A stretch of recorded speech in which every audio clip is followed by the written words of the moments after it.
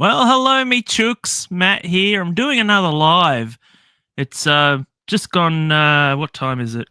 It's just gone nearly 9 o'clock here in the morning here, and I can't sleep anyway. I've been up having a walk and everything, and I can't stop thinking about Doctor Who's ratings. It's just an absolute shame at the moment. So I got my friend here, Gary, the Retrodoc, to help me try and decipher what the hell happened. You know, this should be something you do every day, like do a regular show every day called Matt in the Morning.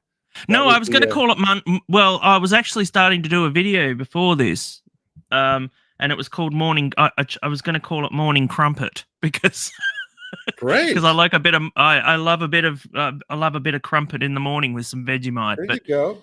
You know, about a couple years from now, you can say, "Welcome everybody to the 1000th edition of Morning Crumpet." I'm a night owl. I'm not normally a morning person. This is the thing. Breakfast is foreign to me. So it's like I normally have crumpets in the middle of the night, but I just couldn't sleep. Is that like a scone? Yeah. Okay. Yeah. Yeah. It's sort of like it's got holes in it.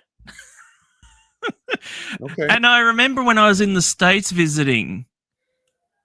You put jam on it? Morning, Darren. How are you, mate? So, yeah. Welcome to Crumpets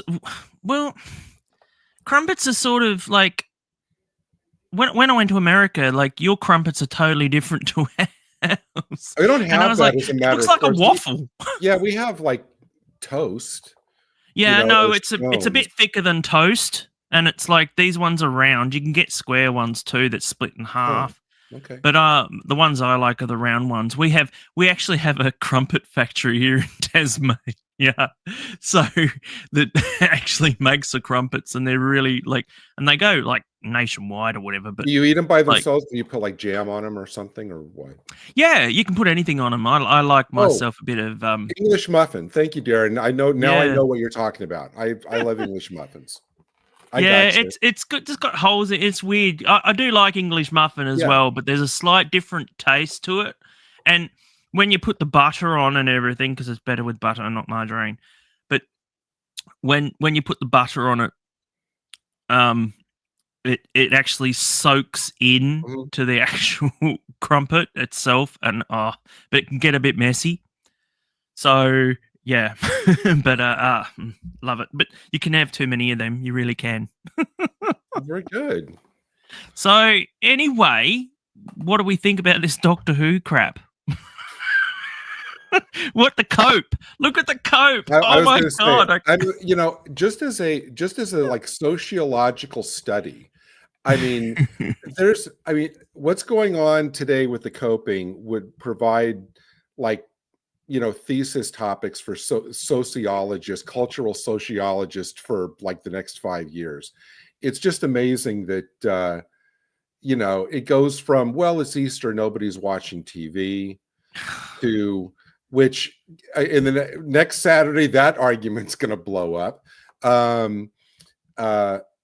Next week, it'll be, well, it's the week after Easter, nobody's watching TV. You know, to what's some of the other ones that we've seen today? Oh, well, you know, overnights don't matter. Rounding off.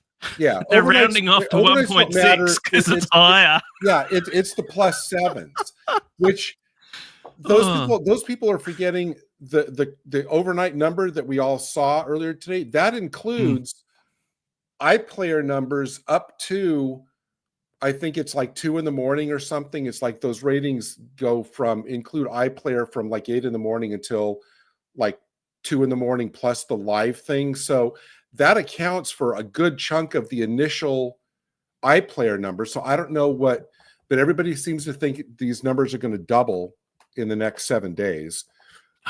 When that hasn't happened for a single one of Shooty's episodes. I think I saw somewhere where they said that the +7 numbers for every single one of Shooty's numbers last year, the Christmas specials, etc., have been no more than 60 to 70% added on of the initial.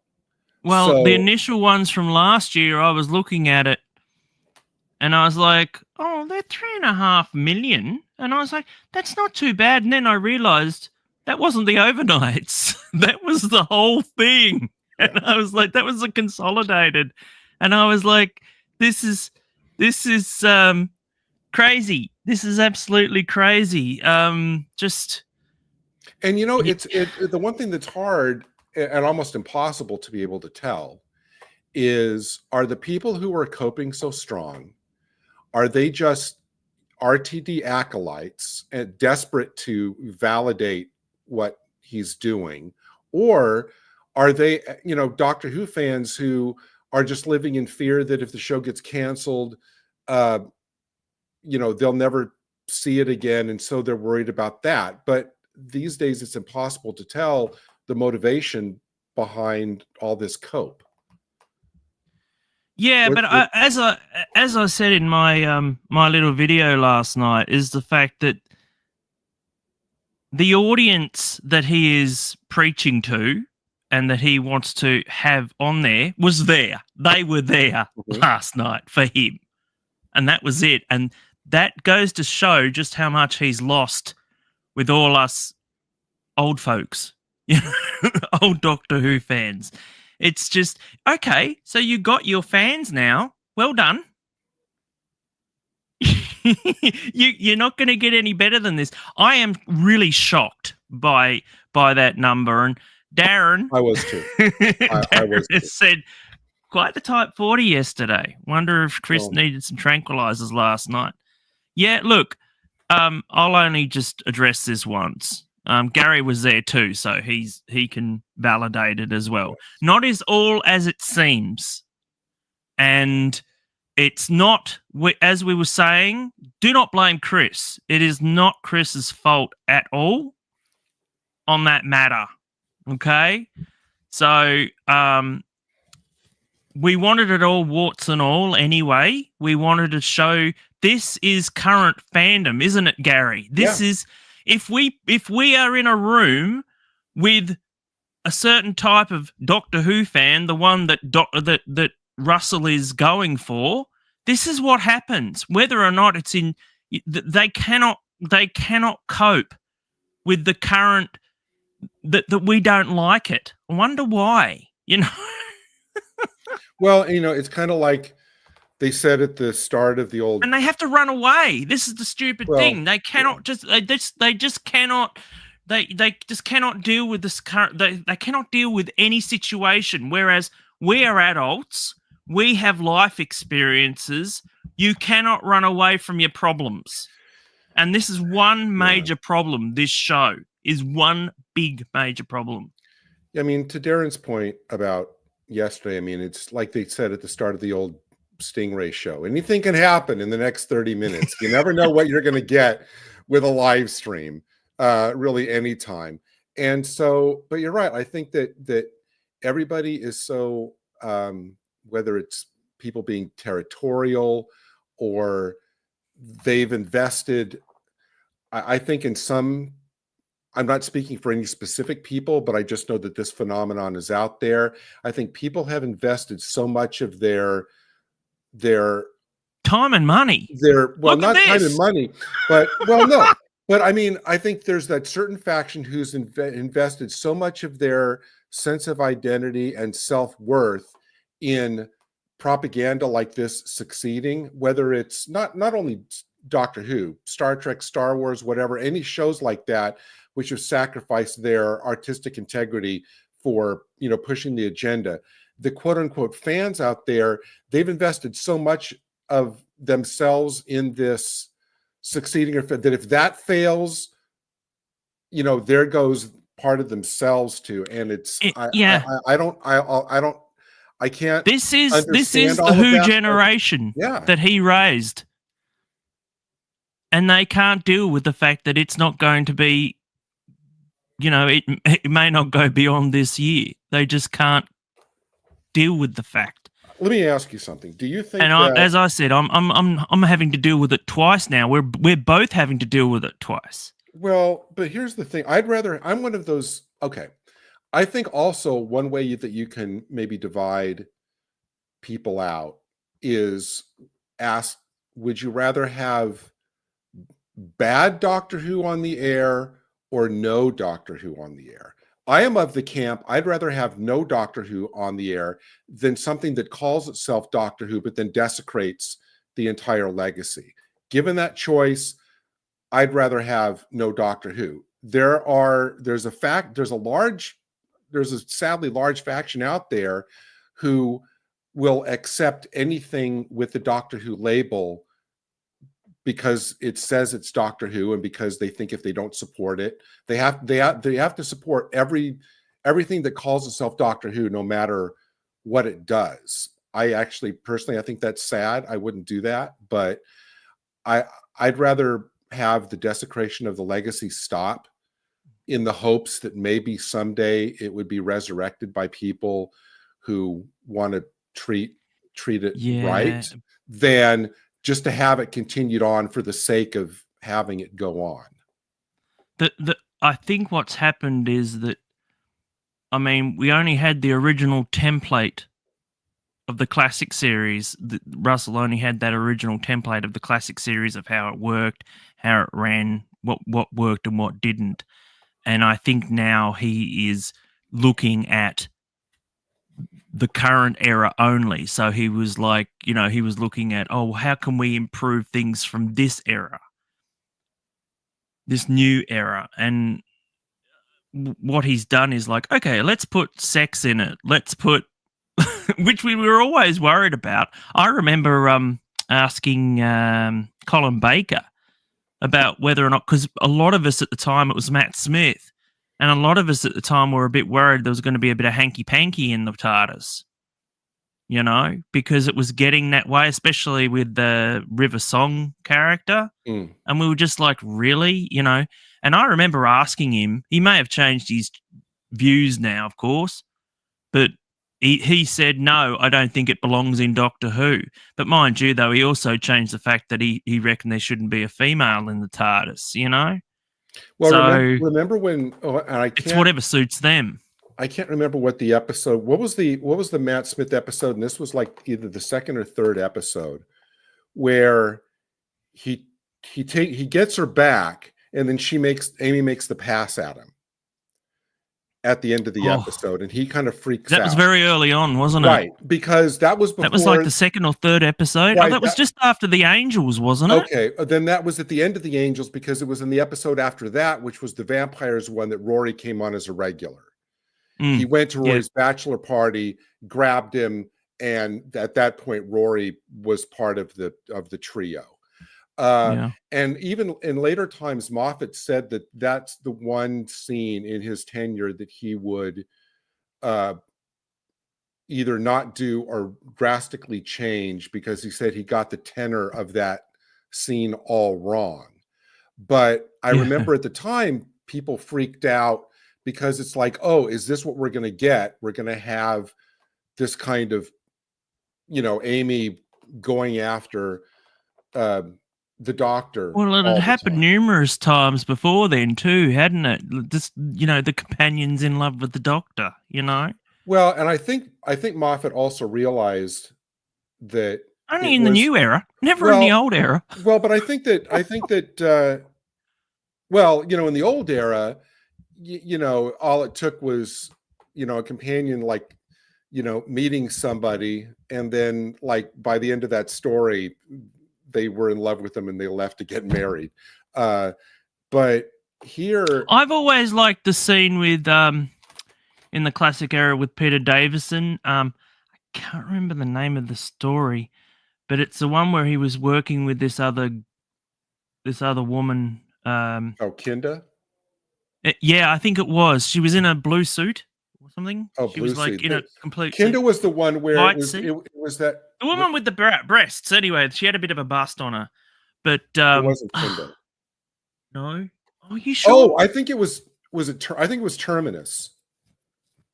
It may have been, but anyway, there just seemed to be a bit of Liza like, Goddard. oh, goodbye, and it was like, goodbye, and it was like you kind of thought, there's something there. that line, that was Kinda. Okay. Because everybody was saying that she would have made a great companion. Yeah. A little older, but she would have been great. But the thing with she Amy, was a little older. the thing but with I like Amy, older women. Well, yeah, no, I think it would have been great. I mean, it's worked like for Big Finish with who was the Colin Baker's kind of older companion that was in like a lot of the stories. I don't listen to Big Finish. It was not, I mean, like it was right at the beginning of the range. Okay. But with Amy, I think Moffat realized that nobody was liking the fact that Amy was making passes at the doctor when she was engaged and just about to be married to Rory, that was really wrecking her character because nobody was liking that. And so he pivoted from that and then had more stories which showed that Amy really was in love with Rory. But I'm not sure what point we were making when we started talking about Amy and Rory. having like the sexual element in Doctor Who has increased to a maximum overdrive. Virtually, it's gone past the meter. Everybody, it's I mean, to sexualize the Doctor in that way and to make him a certain type of, I mean, he used to be asexual. And then there was a time they had Captain Jack be the person. That's the thing. Right. If they needed anything, they would have the companions be that. But never the Doctor. The Doctor was always the same character. And this now, so like if something horrible had to happen, it mostly happened to the companion. Right. Like, you look at Sarah Jane all the time. Poor old Sarah Jane copped it nonstop, That was the one element that I absolutely hate about School Reunion is RTD's just wacko decision to retcon Sarah's feelings for the Doctor as romantic. Yeah. Because she comes in and goes like, oh, I thought you would come back for me. And the way that they played it is she was yearning for him all of these years. And it's like, Russell, I don't know what show you were watching, but clearly it wasn't. Well, look, even back then, Tom Baker and that were the older gent. And plus she was with John Pertwee originally. So to her, he was... He was a father figure. They were mates. They were fellow adventurers. They were not. She wasn't. She was along for the ride. Yeah, and I mean that went along with RTD's decision back in 2005 to kind of recast the show as kind of part domestic. Focus on the companion domestic soap opera. But this is the thing. At the moment, though, he's not focusing on the companion. Maybe he is with that Verada woman, but now the Doctor is so camp and so just it's just focused on the Doctor as being a bit of a mince, really. It's not, for me, it's not, I think I've said this, I don't remember saying it yesterday, but on most of the shows that I'm on, T40 shows I'm on where, we're talking about the current episode, I say, I didn't see the Doctor, what I think of as the Doctor, for 1 second in this episode. I didn't yesterday. But for me, when I'm watching, it's okay, when I'm watching David Tennant, the 10th Doctor, not the thing he became later, I see the Doctor. When I watch Matt Smith, I see the Doctor. Obviously, for Peter Capaldi, it's the Doctor. I've never once seen Ncuti doing his thing and seen the Doctor. It's the Ncuti Gatwa show. It's not Doctor Who. So that's how. Well, it's been designed for Ncuti Gatwa, hasn't it? From the get-go, this has been rewritten for Ncuti Gatwa. The whole Honey and Babes aspect. Just like, well, and apparently, like when he did like the high kick in the first one after I didn't see the first one. This is it. I'm out. And then something yesterday I saw on a post. I didn't investigate it. I'm going to take it at its word with the, I saw it on social media, bear in mind. They said that when at some point yesterday in I don't even know what it was called, Lux, at one point, Shooty says something like "Yes, Queen" or something like that, which apparently is a phrase that you see in certain clubs. Yes, like and it's from there. I thought I didn't know that, but okay. But again, what is he teaching exactly? What is he teaching to these kids today? Oh, the ones he says he wants to get while they're young. Well, yeah, but I'm just saying, like kids are going to go turn around and go, you know what, Mum, what's Yes Queen mean? To make it, I'm not speaking as an authority, but my guess is we don't want to get into his brain, by the way. No. I think I reckon it'd be a freaking disco in there.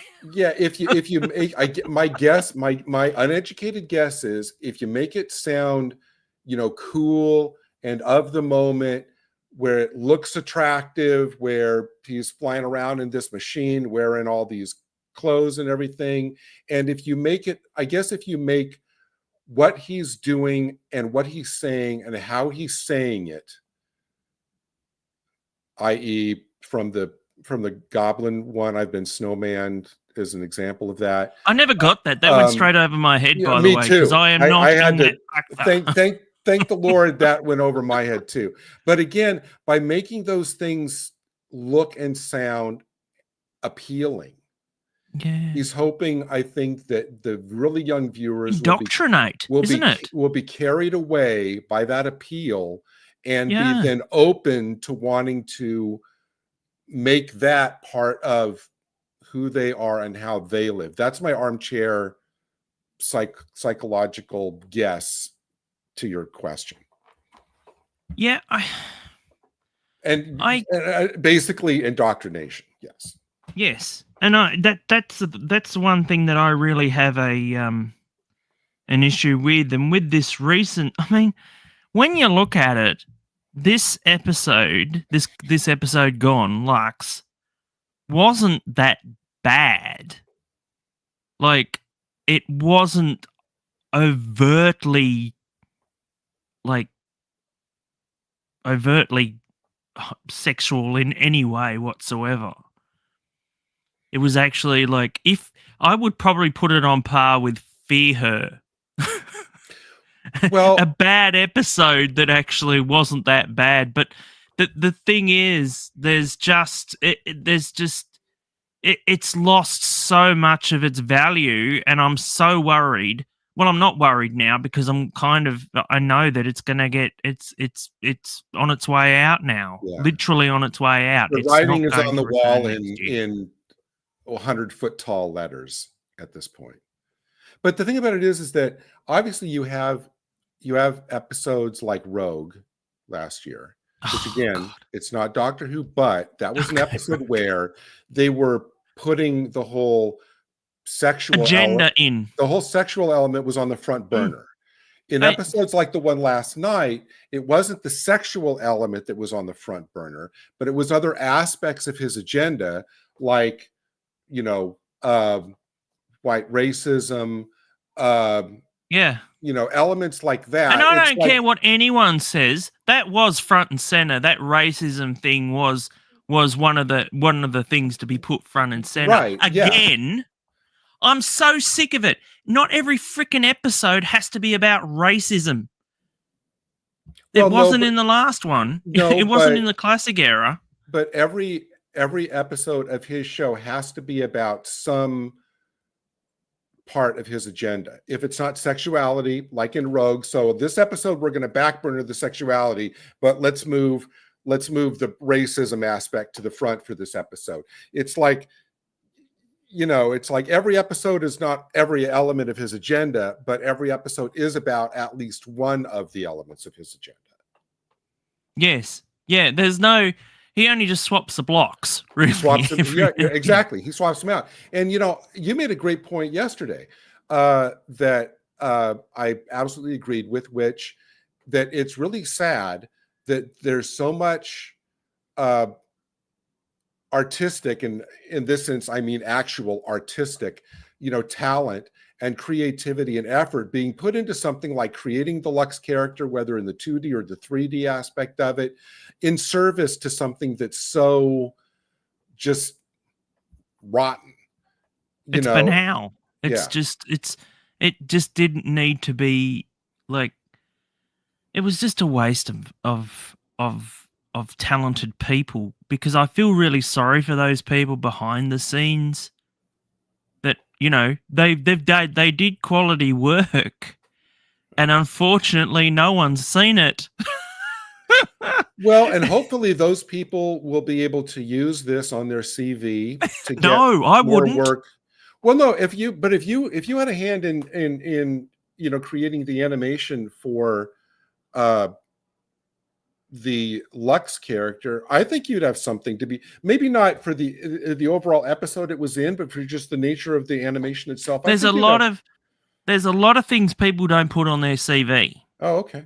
It's the same with actors as well. A lot of the actors don't go, they used to, I'm sure they used to be proud and put, Doctor Who on their CV, Yeah. but a lot of them don't. Well, it came out, what it was about a month ago, and we found out that Shooty has scrubbed Doctor Who from his own CV, Well, there you go. in an effort to maybe make him more bankable in Hollywood.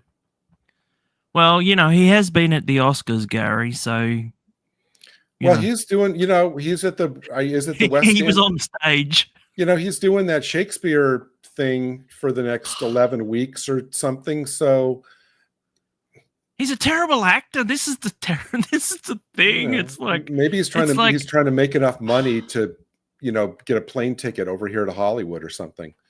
That's why he's doing these plays. Yeah, why haven't you become an actor, Gary? No. I actually I saw a YouTuber the other day as a murderer,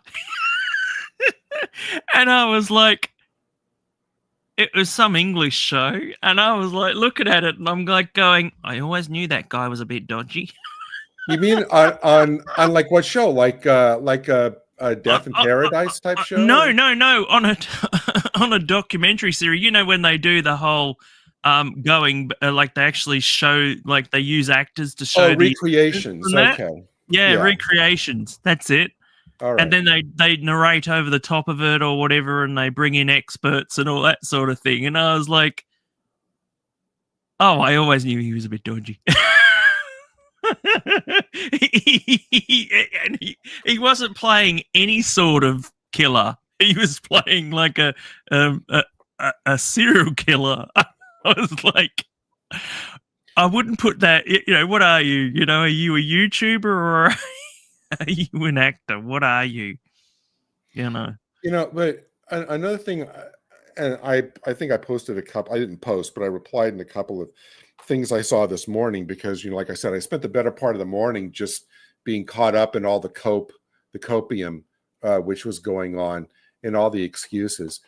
And one of the things I posted is I'm really interested to see like the 5-minute breakdown, for that 45 minutes. Yes. The rating, and I don't think that's out yet because I've been kind of on alert for that, because for the episode last week, it got like 2 million. I'm sorry, 2.03, as some people are excited. Yes, that's what I got told. It was 2. It wasn't 2, Matt. Come on, it's not 2. It's 2.03. Don't forget the 340,000. Yes. Come on. But that's really going to help. The 340,000. In the 5-minute breakdown, there were about 3 or 4 segments, which means 15 to 20 minutes, where it was below 2 into like 1.9. So I thought, okay, but I guess these days, like when anything is a view, like for even 3 minutes, 5 minutes on the show, it counts as a view. But the fact that this one last night lost, and again, including the iPlayer numbers from like 8 in the morning up until like 2, the next morning on Sunday, the fact that what is it? Almost 500,000 people didn't even tune in from last week, because if they'd even tuned in this week, even to sample it for 5 minutes and then tuned out, that would still have counted as a view.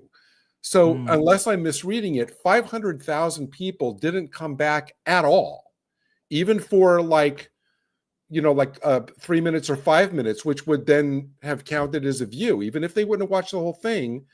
And the ratings from one week to the next would have been pretty much on par. But no, that means you had 500,000 people who didn't even bother sampling this episode this week, which means they're gone. They decided that either based on the Christmas special or season 1 or what they saw last week, I'm not even going to bother even trying to see if this week's one is any good. It was like when they were coming up with these excuses last year with, oh, it was a nice day. So I actually asked Queen Charlotte, I actually sent her a message and I said, so was it a nice day? And she said, no, it wasn't. And I said, so does that mean that people weren't outside? Matt, have you ever personally, I don't know, how much do you watch live television? I mean, I don't watch live television anymore. Live television. I'm streaming only. Okay. So, but let's say you were in Britain, live television, hooked up to the, rating system. You pay your TV license. Mm-hmm. If there's a show you really want to watch, whether it's Doctor Who or whether it's the, what was the big hit about the mail scandal that was like a monster hit for them? Like it was not Mr. Baxter, but it was like something. It was with. Yeah, I never saw that. The Dream Lord. I know which one you mean. Right. And that was on like the 2 or 3 nights that was on, sky high ratings. Somebody versus the post office. Yes. It was. If there was a show that you really, really were interested in seeing, if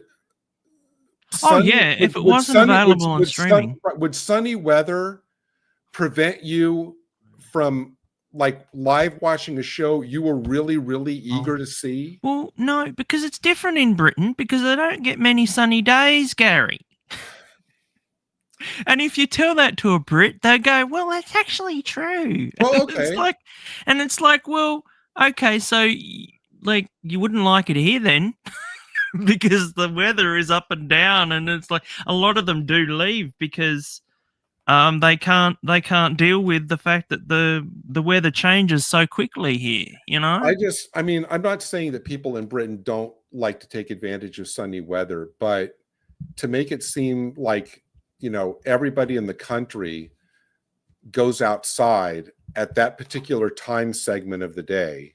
Yeah, it was late. That was the thing. It was like after 7, and it's not even summer yet over there. Yeah, I mean, it's just. I've never been to the UK, so I can't actually comment. But from what I understand, is that yes, the weather dictates whether people are outside or not. And I think about it with this latest rating, and I was like, that would be here in Australia. I was thinking same with America too. If there is a series that seriously bombs and no one watches, it's off by the next week. You don't get it again. They don't show the whole series. They will take it off straight away. Or I think they would shift it to BBC 2, BBC 4 or something like that. And dump it. Yeah, that's it. They'll either dump it to a later time slot in the morning. Yeah. Or they won't show it at all. It just doesn't exist, Because it's still, I know it's still kind of considered a flagship show, even if it's a flagship show because it's hawking the it's still a money maker. This is the sad thing, Carrie. Well, but it's not the new stuff that's selling. It's the old stuff. It's the collection sets, which the minute they're announced, they sell out within 24 hours on Amazon, and then they're number 1 for like 3 weeks. And who are the people buying that? Because I tell you what, a lot of the millennials aren't. They're still buying the. Are you saying that they're still buying the Jody Well, sets? are you aware? Are you aware they're not even making the figures anymore for anything to do with Gatwa? So in this era, there's nothing else to be come out. That's it. They're finished. They've already said that they're not doing it anymore. Matt, well, maybe. I wouldn't be surprised if Character Options comes out and says that they're doing figures of those 3 fans from last night's show. All the accessories, with the accessories of the fez and the scarf and the wheelchair and the mugs. As an accessory, you have to buy the wheelchair separately. Yes. I'd be really insulted if I was. I mean, I don't know. I can only imagine what was going through Russell's mind as he thought up, well, what would quintessential stereotypical Doctor That's his fan base look like? He wasn't thinking of I don't think he was thinking of a stereotype. Yeah. I think he was thinking of the people that come up to him and go, "Oh, we love you, Russell." Yeah, I'd be insulted if I were them. We love what you've done to the show. It's everything that we love. Would you buy that fan in the scarf for £29.99? No. Option figure. No, definitely not. $59.99 for the set of 3. Yeah. I know. I remember when every character that they would have on would have a personality, and they had none. But they act like a millennial. So the thing that boggles me, I was thinking about this today, and everybody's still going off about, some people said they were insulted but liked the episode anyway.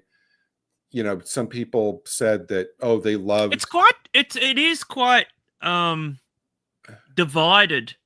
Yeah. Because some people absolutely love the episode, even some elderly people who fans of the old show or whatever. But the thing is, if you buy a custard cream and it's got a fly on it, some people will take the fly off and eat the custard cream. Yep. While others will just go, "Nah, I'm not eating that," and throw it out. Of course. So, this is, I know it's a terrible analogy, but, it's like, what are all these raisins in my custard? Oh, they are not some raisins. Some people are happy eating shit. Yeah. But, the fact that they would, arguably, I thought the things that worked for me in the episode, I thought I liked the Fleischer type animation. And the guy who played, and I forget his name now, the actor who played not the caretaker, the projectionist.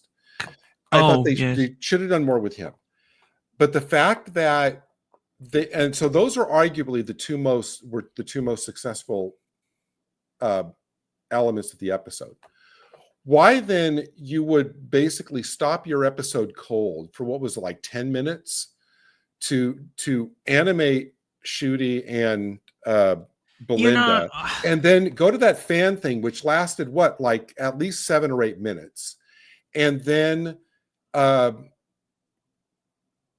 why you would basically sideline your villain and your really sympathetic guest character for that much of a good chunk of your show in the dead center for this indulgence of him, either, depending on who you talk to, him either mocking and deriding the fans, or him giving them a tribute or whatever it was. But why you would structure your story like that, which basically put your story on pause for this little tangent, and then go back, just seems so out of place, didn't it? I don't get that at all. It's like, was it worth it, to stop your story, dead in its tracks for this little tangent? That made no sense. That made no sense. It didn't advance the plot. Nope. It didn't anything. It was just like, someone was like halfway through the episode, the tea lady showed up and said, "Would anyone like a tea?" a cup of tea and a biscuit. You know? Well, and Like- it's not going to surprise me in this episode. I guess the final episode is called The Reality War. It wouldn't surprise me one bit whether if those three characters don't show back up in the finale. Oh no, don't say that. Well, no, I'm not saying that to ruin your day. I'm just saying that that what Russell does is that on his finales, he always throws everybody who was earlier in the season and throws the kitchen sink in. So I wouldn't be surprised if they show up. Yeah, I'm because I've been so out of it and out of this era now since last year. I think there's been 2 episodes I haven't seen now. Coming back into it, I can see, first of all, nothing has changed. There has been no adjustment to it or whatsoever. And secondly, it still doesn't make any sense. Well, there wasn't even though an adjustment. You used to be able to just watch an episode of Doctor Who and get straight into it, pretty much like a soap opera, where you can just hop on for the ride. You get to know the characters within within 2 or 3 days or whatever of watching a soap. But this time around, it's like, what the hell is going on? This is terrible. Yeah, I don't think this whole occasional pantheon of gods thing is really enough of a hook to keep non-fans watching week to week. And we have this one episode, I guess the next episode, well, no, episode 4, which is the one that'll be on Saturday after next. That's the first of the Dr. Light episodes this year. And by Dr. Light, I mean Dr. It sounds like not in it at all because it's focused on Millie Gibson and Unit. He should be. This is half the issue as well. He should be devoted to this show. But he's not even devoted to the show, and that is not professional. When you are under contract, you do what that contract says. People do not manipulate a contract to make it suit that person. Yeah. I've never heard of it. Have you in the workplace? No, you're right. But that's ultimately, I mean, Shooty can ask for it, all day long, but it's then becomes Russell's and Bad Wolf's fault if they agree to it. I mean, they did it with Michael J. Fox for Back to the Future, but that was because they were desperate. Well, but as I understand it, and correct me, please, if I'm misremembering, he was doing Family Ties. He was doing Family Ties in the daytime and then going out and recording Back to the Future at night. Yeah, and he was sleeping. He was actually sleeping on the way to the actual Back to the Future lot. Yeah, he would get in the car, sleep, and because I mean, a lot of it was not all of it, obviously, but there was a lot of nighttime. Yeah, there was. I was really surprised by how much nighttime there was. Really. Yeah, but I mean, it was the right decision. Whereas this was just totally and utterly. They just totally cocked it up. I just and there's so often. Even up to before this season started, people going, well, I really hope that they kind of learned their lesson and adjusted. It's like, no, this was written 3 years ago. It was filmed 2 years ago, back to back.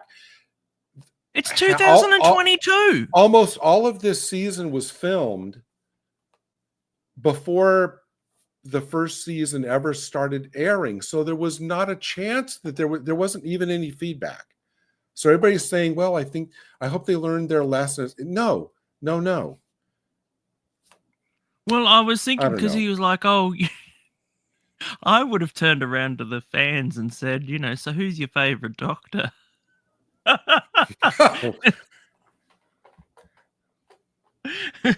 that would have gone down well. Let me ask you. They said blink.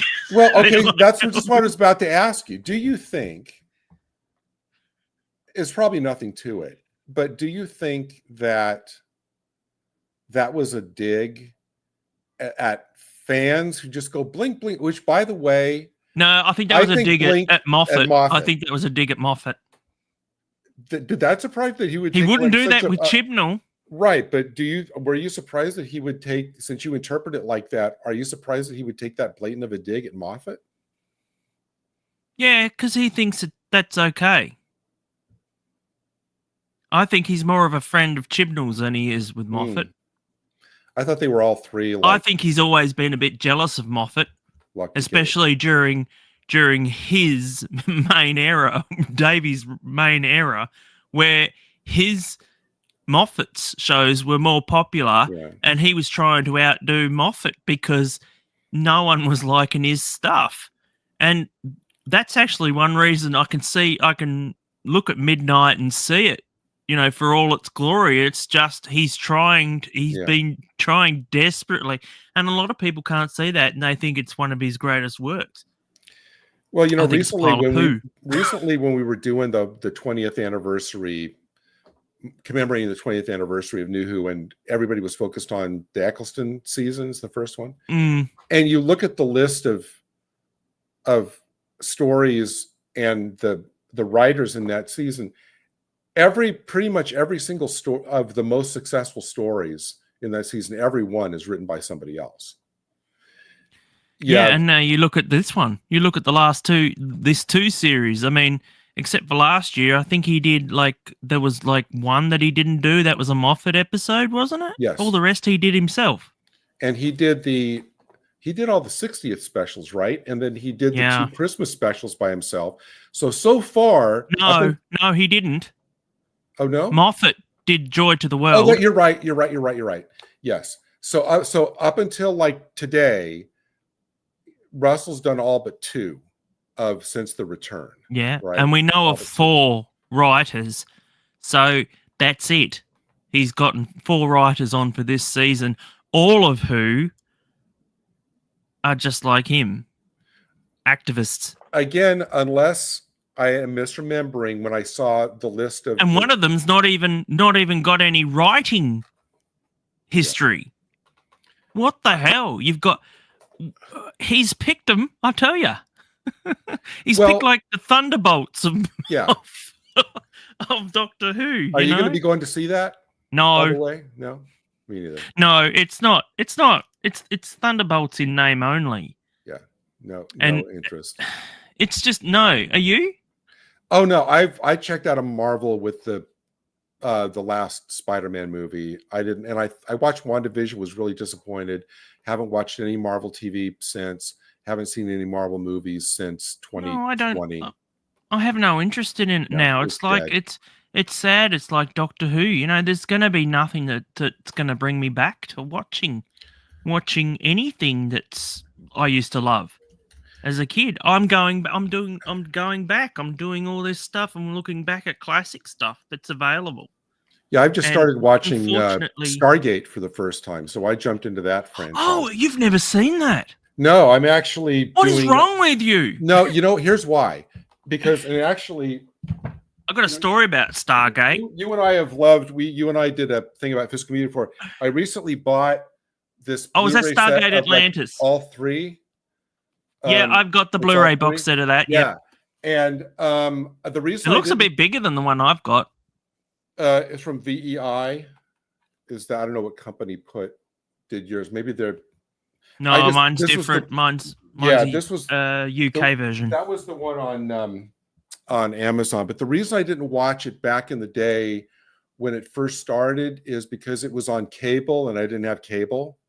Mm-hmm. So by the time they started syndicating those cable episodes, 4 or 5 seasons later, I never jumped into. I figured I was too far behind, so I didn't jump into it. Yeah, but I'm really. I remember the first night that actually aired here in Australia, in Tasmania, and I raced home because at the time I was pretty I was very heavy into being a real heavy walker. I was going out for walks all the time, and I came back because it was on at 7:30.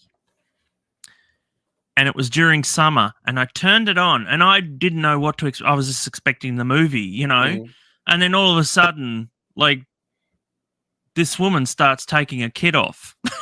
And I'm like, I don't remember that being in the movie. And you were like, this is my new favorite show. And I'm like, what time is this? I'm like, what time is this? She's got a muff.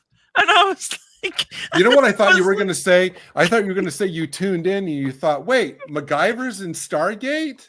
Well, that's why it was part of what I was going to watch, because it was the movie premiere, you see? Yeah. And I was like, so this will be like the movie. No, it's not like the movie. I have the movie, which has like the 2 different versions on it. I've seen this like about 6 times. I have the movie too. I didn't know there was 2 different versions though. There's a original theatrical version and an unrated extended version, not because there's more nudity. I think there's like 8-9 minutes of extra stuff, mostly the prologue of when the original alien ship is coming down and kidnapping the guy from the Crying Game, who becomes I thought you god. knew. Yes, who becomes the god. It's mostly like prologue stuff like that. But like I said, it's only about like 8 minutes of.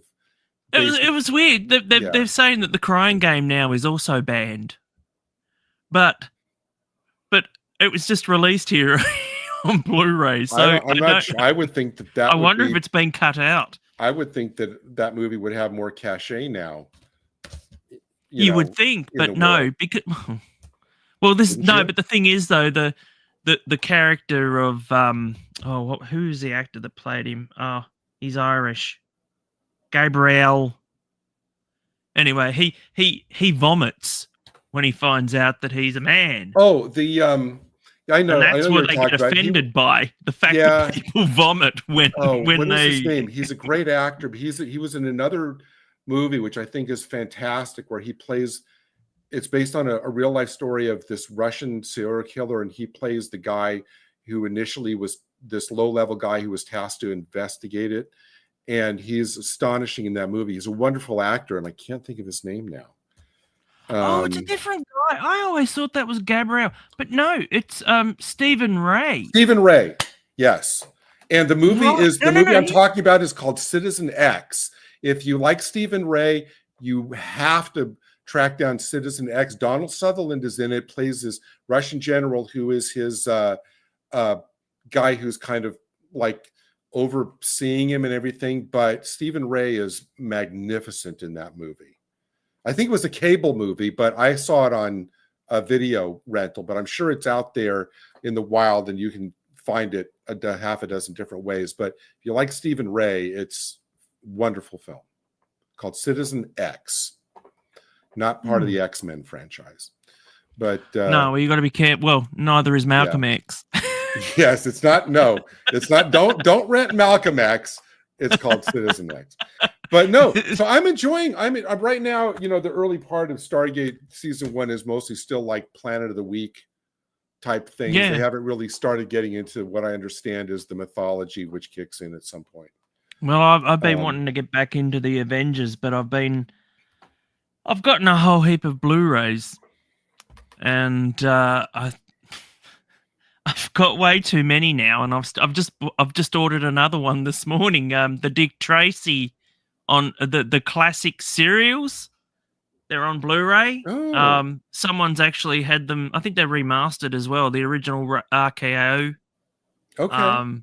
Dick Tracy with Boris Karloff in it as well, playing Gruesome. Did those? But those didn't have like. Those didn't use his comic villains like Flat. No, they didn't. That, right? Okay. And that was part of the reason why it turned me off a bit. Did you like the Warren Beatty movie? Yeah, I was disappointed by it originally, but I had these 12-inch dolls from. Do you remember a toy factory called Applause? Yeah, there used to be a toy company called Applause. Memory. Applause, and they made stuff for the Rocketeer as well.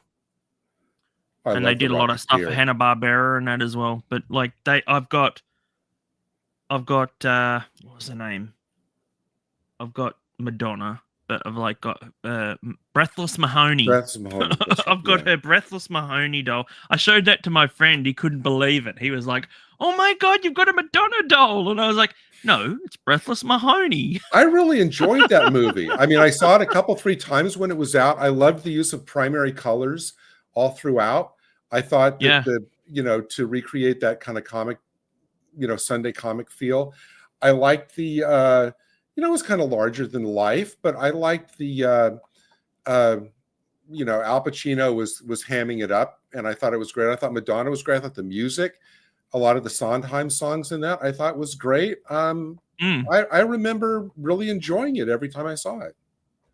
Yeah, I remember the color that they used, because I think they only used 4 colors. Yeah, it was primary colors. It was like red, green, yellow, and something. Because they tried to make it look like a real comic book. Yeah. Classic comic book. But I always liked Dick Tracy, especially I used to love the UPA cartoon. The one that they could never show anymore. The one with his who was his sidekick? The one who would get the show canceled Joe-Jitsu. 3 seconds right now? Yes, Joe-Jitsu. It was Joe-Jitsu. Oh, Mr. Tracy. Honorable. You shouldn't be saying that on YouTube. I'm sorry. Hey, no, that was my imitation of a cartoon character, not my own political or socio-cultural attitudes. Let me make that. I'll just see if I can find it. Clear. I do actually have it on DVD, and it's uncut. And I remember reading the reviews for it, and people were like, "How dare you make this horrible DVD available?" It was done by the studio that did Mr. Magoo, right? Yeah, UPA. Yeah. UPA. And I recently, funny you should mention Mr. Magoo, because I watched I saw that, I was like, didn't they revive Mr. Magoo? And I looked, and they did, and it was so bad. Was it Leslie Nielsen? No. I'm not talking about the movie. I'm talking about they made another cartoon series, a recent one. I didn't realize that. And his dog is gone. He's actually replaced his dog with another. They've replaced him with another dog, and he calls him a cat. And that's the joke. I like, every Christmas, if I can, find the time, I like to watch Mr. Magoo's Christmas Carol. I think it's great. They've also slimmed him down too, so he's not as fat, not as chubby and old as he used to be. They've youngered him up a bit. Yeah. And I'm like, no, that's not Mr. Magoo. And like the voice. I'm really starting to feel paranoid now that my unintentional Joe-Jitsu imitation is going to get you shadow banned. I hope that doesn't happen. Okay. Don't worry about it. That's okay, because there was a lot of Just kidding, everybody. Just kidding. Well, if you think about it, they had an Irish dog, and he was a policeman. If you remember, he had a policeman's uniform. That part I don't remember, but I do remember that they used. He was an inspector. They used a lot of the villains, and I thought the villains they used were great, like Flat Top and Mumbles. I used to like Itchy. Yeah. And it seems like the Warren Beatty movie, used all those types of characters as the villains there too. I know. This is the thing. I was like, sometimes. Oh, guess what? It's right here. And he has the two-way TV watch. Check it out. There you go. The complete series. Cover. Wow, that's great. Yeah, it actually opens up. How many episodes did that? Was that 26 episodes or 52? Well, when I was a kid, I used to watch this. This only was shown in like 5-minute segments. There are 4 discs, and it's 130 episodes, and it's 650 minutes. And it's all of them uncut. That must have lasted a lot longer than. And I love the box art on this. Yeah, no, it's terrific. Check it out, like all the villains and. Yeah. And I don't know. Who is it? Oh yeah, here. This is Dick Tracy inviting you to join me and my crime-busting pals, Joe-Jitsu, Go Gomez, another Hemlock, cultural winner, Hemlock Holmes, That was the one that with the Irish, the Irish dog. Go and Gomez. Oh my gosh. And the Retouchables and Heapocalorie. I think just holding that up might get you canceled. You know, I don't care. With Go-Go, I know, but you know what I mean? With It's like, I don't care. I don't care, Wokies. Go jump. I don't care. Go Gomez, you know, they used to have, when I was a kid, they used to have a cartoon, you know, advertising the Fritos chips. And the character, the spokesman for that was a cartoon character called the Frito Bandito, you know, with the big, large handlebar mustache and the big sombrero. He goes, I am the Frito. Should we be talking about this? Yes. But you know what? Everything we're talking about, you can go on YouTube and find those old commercials or find the Dick Tracy clips. But do you know what? No, he actually committed suicide. The voice of Dick Tracy. Calling Jiu-Jitsu. Yeah, he was a very well-known character actor. Wow. Are there a lot of extras in that set? No, it does say it's a collector's edition, but I think it's only because it's actually all of them. All of them, not like packed with extras. Okay. So watch us battle notorious villains like Prune Face, BB Eyes, Flat Top, the Mole, the Brow, Mumbles. They don't even mention Itchy. Come on. That's great. But yeah, I think Itchy had scabies. So maybe that was the original name of the character. They decided to change it. No, yeah, but I mean, all those old cartoons are great. These are certainly like some. I have this, and I have Cool McCool as well. Like I said to you the other night in private chat, was that I was talking about Jack Benny. Right. Jack Benny.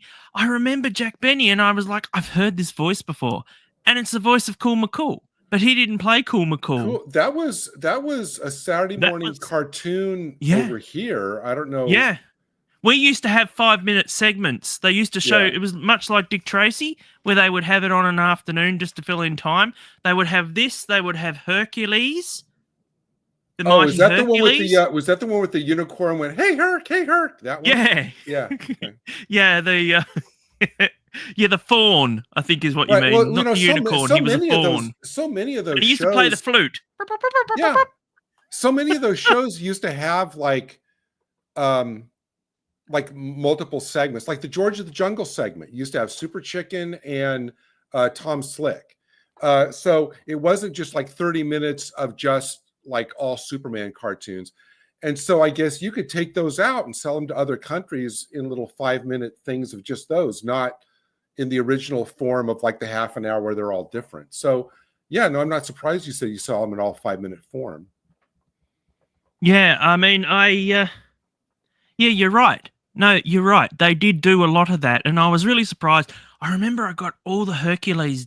I found the DVDs. And it was the same with Felix the Cat, actually. They did exactly the same thing with Felix the Cat. They actually split them into 5-minute segments. Mm-hmm. And I remember I found the DVDs. This is when DVDs were hot. And they released them, and I was like, oh, I cannot wait to get these home and listen to the theme tunes. They swapped out the theme tunes.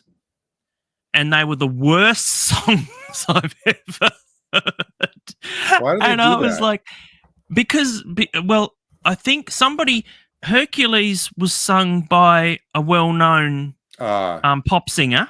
Right. Okay. And Felix the Cat, for some reason, Felix the Cat was also copyrighted. So they had to change it over. And they jazzed it up, and it was just awful. It was just wrong.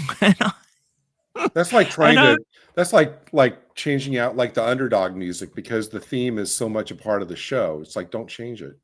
See, that's the thing with Underdog. I've actually got all the Underdogs so now, but I've not really. I watched the first one. I don't mind them, but the rhyming sort of gets on the.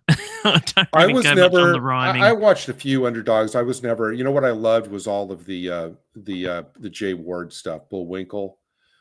Yeah, and all we that. got that in the 90s. I finally got to watch that in the 90s. The ABC, for some reason, started That's showing almost, it. I think like adults can appreciate that. There's so much in those to be appreciated by adults, all the wordplay, all the little digs and everything. It's just so clever that there's just as much in there for adults as for the kids who liked the flying squirrel. I was talking to an animation historian the other day, a fairly famous one, and he was talking about Bullwinkle, and I asked him about if he'd ever been to the Bullwinkle restaurant. There was a Bullwinkle restaurant. I don't know if you're aware of this, but there was they had animatronics and everything as well. And Underdog. Yeah, it was like what do you call it? Like a Chuck E. Cheese. Okay. So it had a show, a pre-show, while people were eating their food, and it was the entire group of all of Jay Ward's characters. Please tell me that the waitresses were all dressed like Natasha. I wouldn't. Well, no. You know what? That was the thing that disappointed me the most. They had Natasha and what was his name? The other character. Boris. Yes, Boris Badenoff. They had Boris Badenoff and Natasha as totem poles. So they weren't even actual full animated things. They were just like, and they had their mouths move. That was it, and like right in the middle of the thing. And they were in a secret identity, so they were in disguise as the totem poles. I need to get that because I think the complete it's on YouTube. Anyway. The complete series of that has always been relatively inexpensive on Amazon. I need to. Oh no, it wasn't here for the longest time, and then I waited until it got to a certain point. I actually had 3 seasons that they released here, but they never released the 4th. And I remember my sister actually bought me one of the 3rd season because I was like, I've been missing Rocky and Bullwinkle. And she got that, and then they didn't release 4. So I ended up having to rebuy the whole set again just so that I could get season 4. Thankfully, it's all region free. So I'm able to watch it because it was the American version. But yeah, it's a pity we can't get shows like that anymore. Watching old cartoons is never a waste of time. Brings back the memories, you know. And I just, I've actually funny you should mention that because it was weird because in the 90s they used to repeat so many old shows like they were showing Star Trek in the morning and that the animated series. Oh, the cartoon's great. Yeah. And Fantastic Voyage. Those, the Filmation ones. And, like Journey to the Center of the Earth, they did. Yeah, they never showed. I never saw that one, but I am aware of it. It's so weird, if you go back and you just do, like, for example, if you do like a wiki check of like all the Hanna-Barbera productions, which lists them along with the years, the number of episodes and all, even Filmation ones. Even the live action ones, they always were done like in batches of like 17 episodes, which they are 16 or 17 episodes, which they always ran through in the first season. And then it was season after season after season of just repeats of those original 17 episodes. So you think, wow, I want to get this show. There's got to be like 100 different episodes. Come to think the complete series fits on 2 discs. So they only made ever 17. It's like, really? But yeah. It's like they used to do that with Roger Ramjet here. Like Roger Ramjet was shown non-stop. And you just get to repeat. It just repeats the same show. And then you're like, I'm so sick of this. And then it goes, and then you're like, I want Roger Ramjet back. It's like, it's not fair. Yeah. I mean, most of these sets that I know that you and I are buying the same ones of a lot of the old, like the Hanna-Barbera superhero ones. Like I got these 2. I finally have the set now, both. Brother from another mother. There you go. But they got 17 episodes of each, Yeah. Only. Yeah, well they were only, the weird thing is they only showed this of a morning too, Josie and the Pussycats in Outer Space. They never showed the original. Yeah. So, you know what I'd love them to show, and they haven't released it on DVD, I don't believe. It's the Happy Days gang. Oh, Fonzie and the Happy Days gang. You know when you know when the comic books used to come out and they used to have the fall cartoons in the middle center of the comic book, Yes. and it'd be a big announcement and be like from ABC or whatever, you know, and like you'd see like Super Friends, and I go, oh, I've got this, I've seen this cartoon, and then you'd see all these other cartoons you'd never even heard of before, like Herculoids Right. and that, and you're like, I want to see these. And remember, Matt, it was always like the new ones. It had like the little burst that said "new!" exclamation, so you can tell which ones were reruns and which ones were the actual new shows. And they're like, when I finally got to get them, they were like 10 years old or whatever. Like they were in Richie Rich and like my sister used to always get Harvey comics and Archie comics and all that, and they were all in them. And I was like, oh, well, that's kind of how we start. I mean, my comics progression, you know, I started with Harvey, with like Richie Rich and Hot Stuff and Casper and all of that. Then you graduate to Archie's, and then you graduate, in my case, to, you know, DC Marvel. and Marvel. And so it's always that progression. But I mean, even things I've gotten, like, you know, this one, like the Frankenstein Jr. Yes, I got that one recently. There's only like 16 episodes, 17 episodes. I think Johnny Quest is the only one that did a full season of like. Should we talk Blu-rays now? Because like major Blu-rays. Because how did we? No, we need to get back to talking about stuff we don't like Doctor Who. Everybody likes us not talking about. Everybody's left. That didn't want us to talk. That wanted us to talk about Doctor Who, but I'm going to we'll get back to insulting Doctor Who in a moment. I'm done with Doctor Who at the moment. But I might actually take this video later and re-edit it so that we can split it in half, so I can have a little bit of a thing with But so I've got. So if you don't want us to talk about Doctor Who anymore, we're going to be talking about Blu-rays. Nice stuff.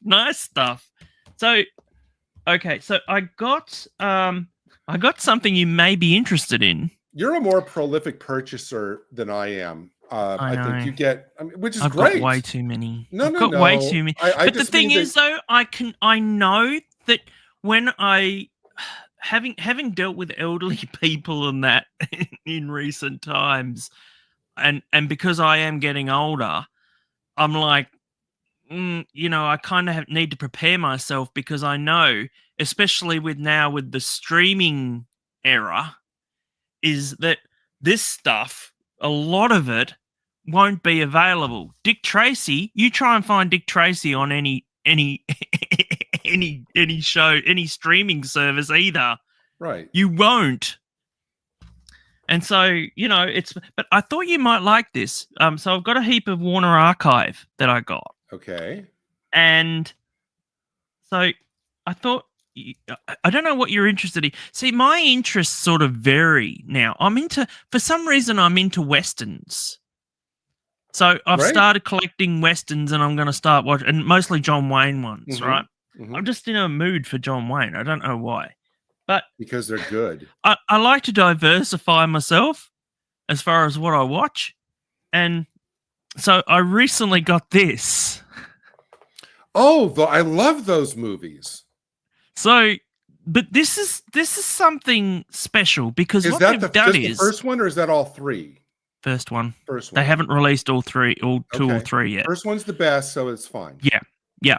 But what they've done is, besides finding the original film, is that because it has inserts in it, they've actually gone back to each individual film and gotten those excerpts from the original film and put them back into this. Okay. So they've gotten the best quality for all the films that they talk about in this.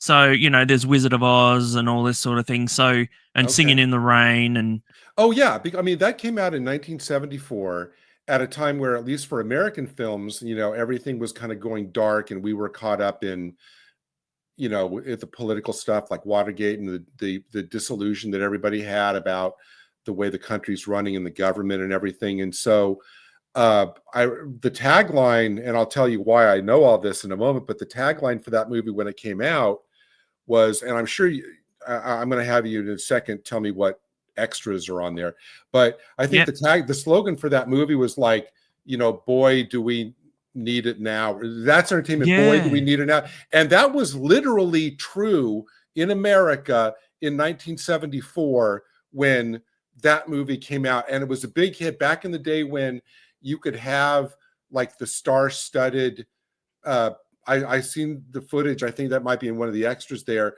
of all of the stars. And back in 74, a vast majority of, big Hollywood stars were still alive back then who were in a lot of those musicals.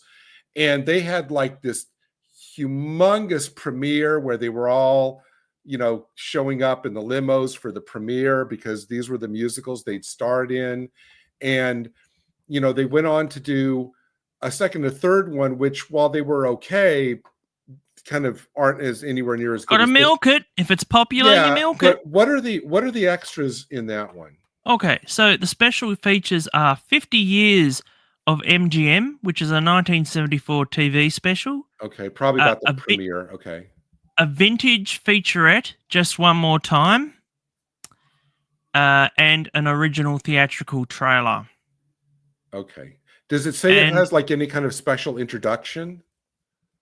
MGM marked its 50th anniversary with this outstanding collection of musical performances from the studio's reign as the king of the genre during Hollywood's golden era. Drawing from more than 100 feature films, writer, producer, director Jack Haley Jr.'s compilation took the box office by storm, becoming one of the highest grossing films of 1974 and brought excerpts of timeless gems from An American in Paris to Ziegfeld Follies to audiences new and old in just 135 magical minutes. For this special occasion, Haley called upon talented stars to host this brilliantly conceived cinematic event. Fred Astaire, Bing Crosby, Gene Kelly, Peter Lawford, Liza Minnelli. Did you know her mother was Judy Garland? That's a joke, by the way. Her segment's nice because she talks about how she grew up on the lot. That's a nice. It's a French and Saunders joke. They actually had Jennifer Saunders dressed up as Liza Minnelli, and she goes, Judy Garland was my mother. Okay, and she says it every time. But it's on YouTube. It's funny. So Debbie Reynolds, Mickey Rooney, Frank Sinatra, James Stewart, and Elizabeth Taylor. This celebration of the MGM musical has been painstakingly remastered from the best existing elements to yield a new presentation that finally does justice to Haley's dazzling cinematic achievement. Yeah, which cemented the importance of the MGM musical unique place in film history. I think there's probably, on the version that I have, there's an introduction, American movie class, Turner Classic Movies. Back in the day when Robert Osborne used to be the sole host. I actually used to work with Robert Osborne when I worked at the Hollywood Reporter. I was the editor of his.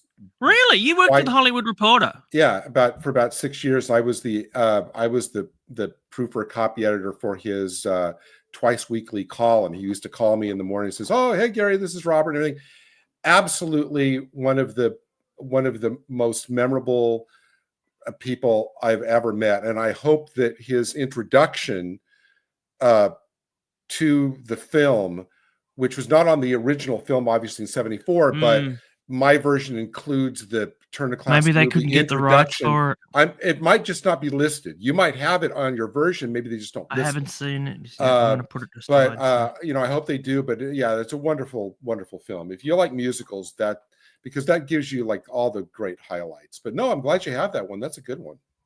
Yeah, well, the Amazon recently had a huge thing on Warner Archive, and as you know, I'm a massive Warner Archive fan. Yeah. I just love their all right. Their so what else you got? What else you got? So I've got a Humphrey Bogart movie, and it's called Return of Dr. X. Is that a is that a not like a is that more, I guess, a mystery, maybe not a horror movie, but is it a mystery? It's a horror movie. It's horror. Okay. Yeah, he has a secret. The day is coming when man will be able to control blood, and when that time does arrive, he'll be able to control his destiny. blood is the source of life. So that should give you some sort of inkling as Sounds to like what the it's about. biography He of didn't want to do this Dr. film. Fauci. What? Bogart did not want to do this film. He was contracted to have to do a film, and for anything. Right. Back in the day, you had a Hollywood contract. Is so that you is had that to do is whatever that they wanted to do. is that movie pre Casablanca or post Yeah, Casablanca? it is pre Casablanca. Yeah. It's I'm just trying to Because I would see, think so that after Casablanca, he could probably dictate his own terms. 1939. 39, yeah. So that's like 3 years away from Casablanca. Okay. I thought when you said that, Dr. X, I thought, is that the one where he shrinks people on the island? But that There's must two. be another. No, you're thinking of well, there is another Dr. X, but I haven't seen that one What's either. the one but where it's the guy a with little earlier, the and weird I don't think it's eyes really- shrinks people on the island? I can't. You know which movie I'm talking about? I don't even remember. Yeah, the name of it. I don't know. I probably He haven't has like seen these it yet. googly these googly glasses, and he like shrinks. Oh, do you mean the Dr. Cyclops? Maybe that's it. Yes, I think that is. I think I have that somewhere. Okay, I think you maybe. have everything somewhere. I know. Sometimes I go to buy double. When I went collecting the other day, at this great store that I found while I was visiting Melbourne, I almost bought Mark of the Vampire, and then I was like, "Hang on a minute, maybe I own this." And I looked on Amazon, and it said you purchased this, and I was like, I don't remember actually. One of these watching days, this. when you have a massive amount of free time, you should just catalog all your stuff, create a master list of what you have. Yeah, look, already I found I own doubles. I'm like, I own two of these. It's like, oh no, I bought it twice. But okay, so that was Dr. X. And this one is a bit more modern. I hadn't seen this one before. Okay. This is Joe's Apartment. I've never seen that. So this is about cockroaches that run an apartment, and the guy tries. There's a war between man and cockroaches. I don't. Who's in that? Is anybody in that? Yeah, that's Jerry O'Connell. That's Jerry O'Connell there. This must have been before he got into Sliders. This is the very first movie MTV did. So MTV did some movies like I can't remember the other ones that they did. So it was expanded from an acclaimed MTV short into a feature length. So yeah. But yeah, they didn't last long. MTV movies didn't last long, I believe. So I mean, this flopped. I remember this bombed, but it's got early CGI in that with the cockroaches. Yeah, I don't remember like Joe's Apartment 2. No. Return to Joe's Apartment. You know what? Even though it's just because I haven't seen it and it's probably not the greatest, it's cheap and it's like and it's probably at least I know that they've gone to the original negatives for this as well. Yeah, that's always good. I mean, it's probably never going to be on 4K. Well, yeah, it's one of those ones where you wouldn't bother to get on 4K. That's right. Especially if it's got CGI that's like, 30 years old. Yeah, there you go. Not good. So this one, we're going back into the 70s now. And so this is one I haven't seen before. You remember Blaxploitation? Sure. Pam Grier. Okay. This is called Black Belt Jones. Okay, with Jim Kelly. Jim Kelly. It was either Jim Kelly or Fred. Is Fred something? He's another one pretty much riding on the back of Bruce Lee. Yeah, because he worked with Bruce Lee, so therefore. And then of course you had Richard Roundtree. He was in Shaft and all this stuff, and you had the cadre. But I don't remember Black Belt Jones.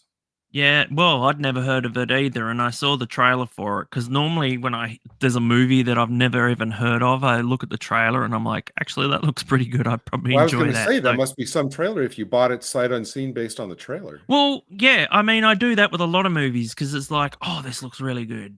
Okay, great. That's, you know what? You're the perfect Warner Archives customer then. Yep, definitely. And then the next one I've got is the picture of Dorian Gray with Angela Lansbury. That must be the original, because that looks, the art This on that is the looks like it original. was like either late 40s. That's the 40s, right? This includes commentary by look at Angela Lansbury. Is she young or what? Well, this is probably the 30s, wouldn't it? 1930s. So no, that might be a little bit too early. 1945. 45, yeah. There you go. Yep. Luckily, I wore my glasses today. Yeah. But so that's I think it for the Warner Archive. Who's the male lead in that movie? George Sanders. George Sanders. There you go. Well, he was really big around that time. He did all of the. Is he English?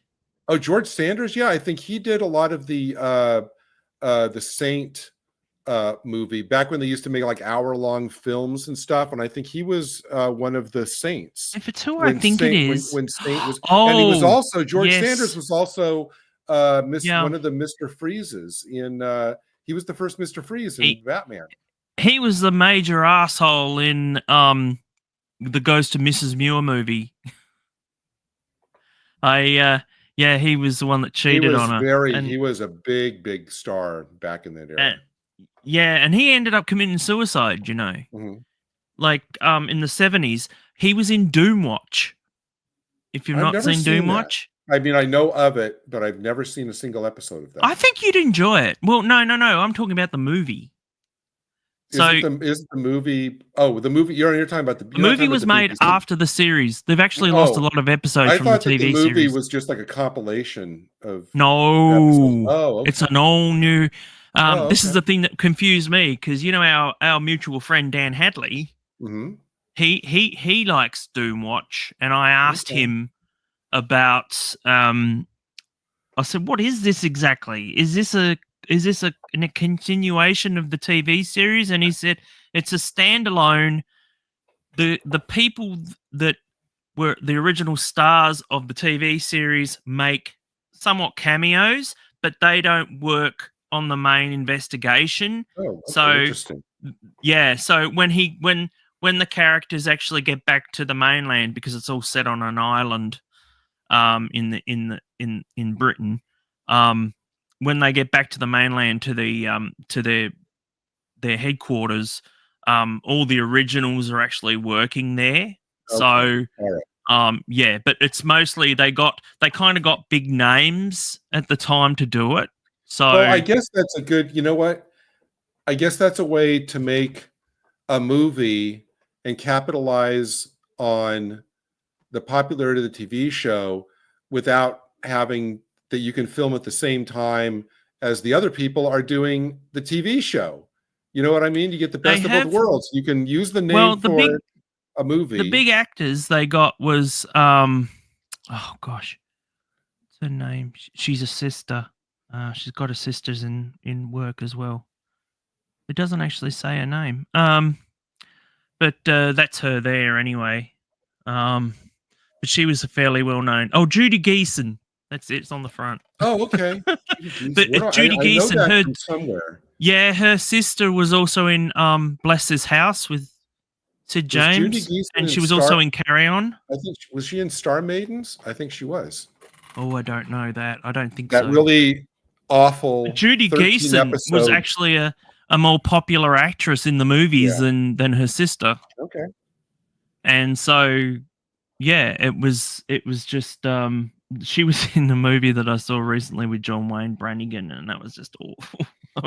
That was one of his 70s. Have you seen that, Brannigan? 70s cop movies. Yeah, in Britain. And I was like, oh, that's going to be so cool. And I was so let down because it was just so predictable.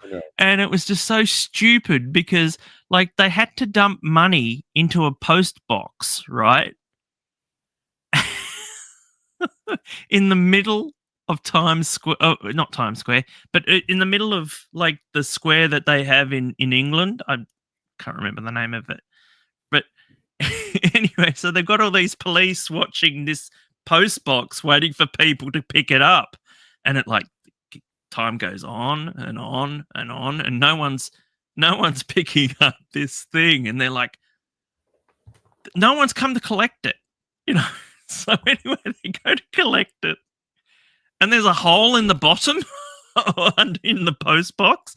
Someone's actually gone underneath and drilled a hole in the bottom of the thing in the middle of the city. And it's like, it's just so ridiculous. I mean, I haven't seen the trailer for that. I can imagine what the trailer is. It's like, you know, when crime in the UK gets too big, only one man can handle it. And then here comes, you know, John Wayne kicking in a door. John Wayne is Brannigan. You know, they probably did something like that for the trailer. Yeah, I didn't watch that, but so I did watch that, and it wasn't the greatest. I was a bit disappointed by that. Had a great car scene in it, though. A great car chase scene. It had an awesome car chase scene, I'd say. But yeah, that was the only bit that was good. He did a couple of like weird 70s cop movies around there. He did one called McHugh, which was another cop movie. It's like, John, why are you doing cop movies instead of westerns now? Well, because Dirty Harry was really big back then. And then everybody was starting to do. This is the thing, because I think this is why I think Marvel movies and that have had their time. I think Marvel has finally spent. There's no superhero movies. I'm not interested in any of the superhero movies coming. Are you? No, I'm not. I mean, Superman. I'll go see Superman. Yeah, but see, I'd prefer Superman 10, 20 years ago. Not today. I don't want it done today because I know exactly what they're going to do, and they've already done it. Look at Perry White and all that, you know?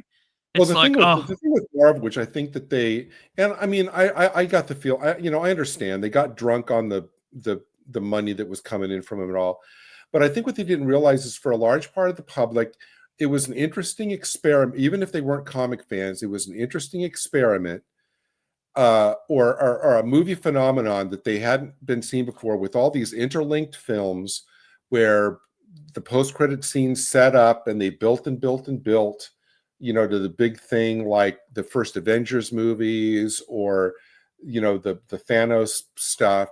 And it was interesting to watch this interconnected puzzle box of a film series. But I think what Kevin Feige and all of them thought is, even when the story came to a natural conclusion in Endgame and the Infinity War, that's when a lot of people, including me, who was a comics fan, stepped off. That was the natural conclusion. And people were satisfied. They said, okay, I've done that. I'm good. It was entertaining. Now I'm on to the next thing. But Feige and all of them thought that that whole big crowd was going to continue on after that natural endpoint to whatever kind of bilge, like the Eternals and Shang-Chi and all of that they would keep pumping out. And by that point, people weren't interested. They'd done it. They didn't want to do it ad infinitum. They stayed until what was at that point the conclusion of the story, which was the end game. Then they were gone. But Marvel didn't get that. The one where I think it may have been the first Infinity War one, where they all disappeared. Yes. Is that right? Yes. So I remember, like, at the end with the cliffhanger, with the helicopter and like people disappearing out of the helicopter and it smashing and that, and then Samuel L. Jones, because he's definitely not Nick Fury, he grabs his mobile phone and calls Captain Marvel. And I remember being and I remember being excited for that. And then as soon as that Captain Marvel movie just started doing the rounds, the ass fell out of it. You know? And she was doing a Rachel Zegler before Rachel Zegler was even. Well, the thing about it was they set it up as being integral. Yeah. And then when people saw it, they realized it was not integral at all.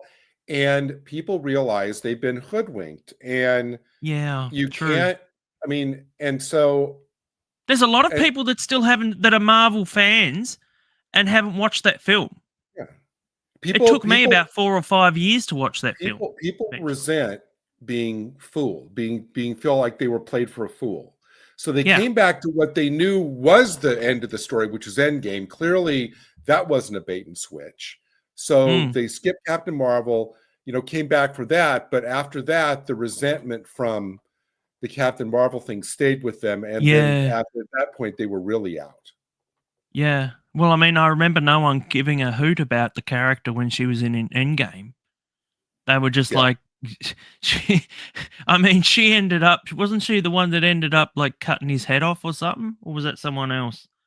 But she took him down anyway, like he was butter, Well, you remember that girl power scene Thanos in Endgame?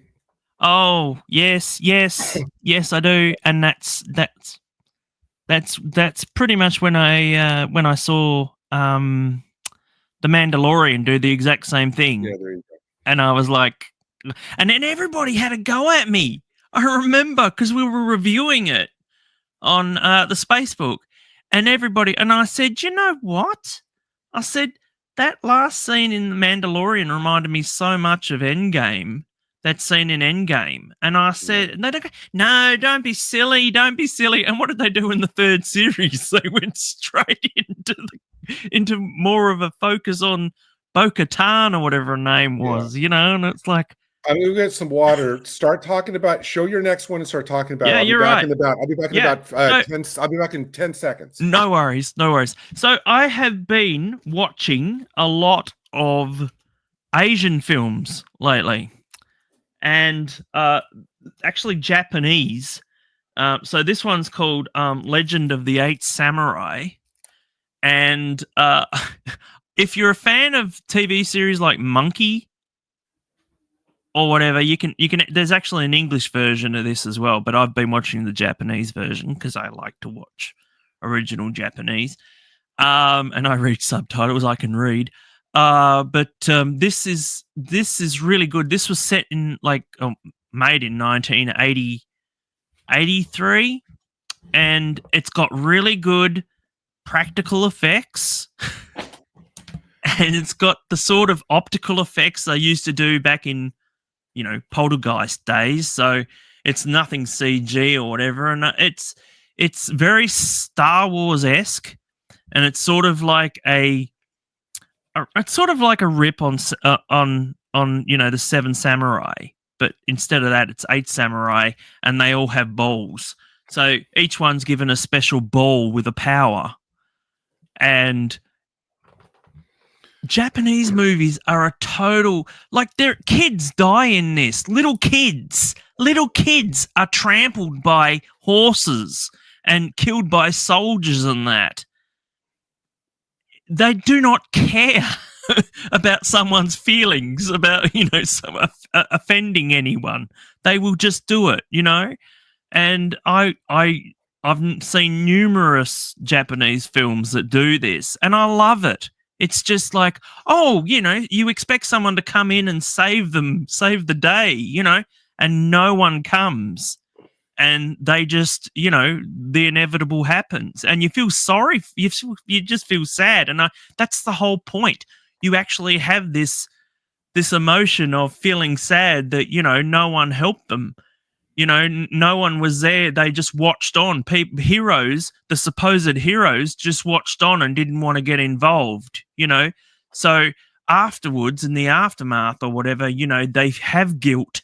They're like, I should have saved this child. I'm only halfway through this because this is like 2.5 hours long, and for some reason I've not been in the mood for over 2 hour movies lately.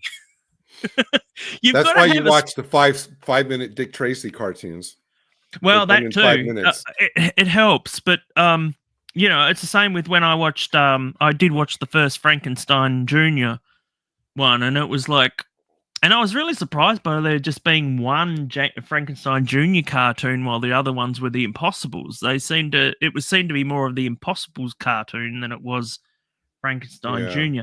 But like I said, I've been watching this one, and I'm going to continue watching it. I'm about halfway through because it just like I said, it's really weird because that people die and people get tortured and that, and what they do to the tortured people is like, they'll flay them or something. And it's just like horrendous things that happen to these people that there's no one to rescue them. They're doomed. And it's really weird having that, because you don't get that a lot, do you? You don't get that in a lot in American films, do you? Unless they're really rough. Unless it's Tarantino, I guess. Yeah, exactly. Cutting off ears and that sort of thing. So, yeah, I recently got Jet Li. Now, you remember Jet Li?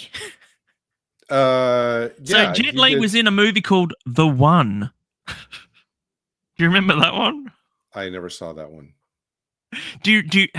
Are you aware of it? I think the only movie I've seen Jet Li in, was he a villain in one of the Lethal Weapon movies? I think he was, like 3 or 4. I think that's possibly. Actually, you know what? I noped out of Lethal Weapon after. Yeah, I think 2. I think it was 4. That's the only movie I think I've ever seen Jet Li in. I stopped after 2. I never watched any further ones with not Danny DeVito, the other guy. Joe Pesci. Yeah, I just never. They became kind of comedies after that point. Yeah, But they're doing a 5th one. Yeah, I'm listening. No, I was just saying they're doing a 5th one. Oh no, they can't. No, they are. Have you seen? Not Mel Gibson, the other one, Danny Glover. Danny Glover. Have you seen him recently? I know. When he said he was going, when he used to say, he's going, I gotta retire. No, it's like I'm only 30. I'm only 30 days from retirement, Riggs. Yeah. I think he's retired. Then he's like, come on, Raj, let's go. I'm only 30 days from retirement, Riggs. So Jet Li, I think he was in Mission Impossible 2 as well. I don't know. Anyway, I'm wrong. Really? Okay. I know that was that's the only one that I don't watch. But maybe Mission Impossible. I love that franchise. That's the only one. You know what? I haven't seen any Mission Impossibles. I've only watched one. Which one? The one, number 1. That's kind of different from what it became. The second one is kind of was widely regarded as the weakest one. It's with the third one where they started emphasizing the team atmosphere. Yeah. That was started to become more similar to the old See, when they started putting Simon Pegg in it, I noped out. Oh, I think it's a fantastic. That's the only movie I'm looking forward to this summer is the next Mission Impossible movie. Well, what's the one you got in your hand though? This is Jet Li. This is Black Mask. This is pretty much what put him on the map in America. Huh. Okay. This movie. And now I try to watch the extended editions because they put in it gets a bit confusing because these are Hong Kong. So when they make them for other territories like Taiwanese or something like that, they'll put in extra things. So this one has a Taiwan cut, which is an extended version of film prepared exclusively for release in Taiwan. Is that code for more violent?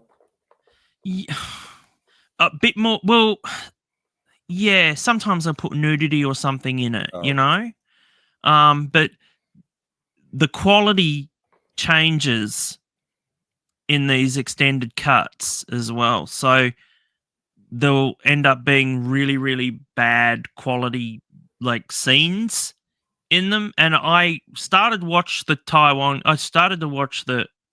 extended cut, but I had to stop because it was just so bad, especially on a 4K screen. Wow. Even though this is not 4K, you can just tell it just takes you out of the film when they're really bad quality. And I've still not to this day seen Time. Oh, what was the name of the movie with the what was the name of the director? Time Cop? No, the director that did Superman. Richard Donner? Richard Donner did a movie, and it was about time travel. Oh, I know which one you're talking about. I haven't seen it. It was like in the early 2000s or something. Yes. Well, I started to watch that. I got the Blu-ray and I started to watch it, and it was that bad a quality I could not continue watching it. It was just that bad. That's sad. Yeah, and so I would put this on pass. So I will watch the original version of this timeline. Yes. Worst transfer I've ever seen. Ever. And it's Blu-ray. It's 1080p. And it's just whatever they did, like, it's just awful. I cannot tell you how awful that is. But anyway, excuse me. So this is like his superhero.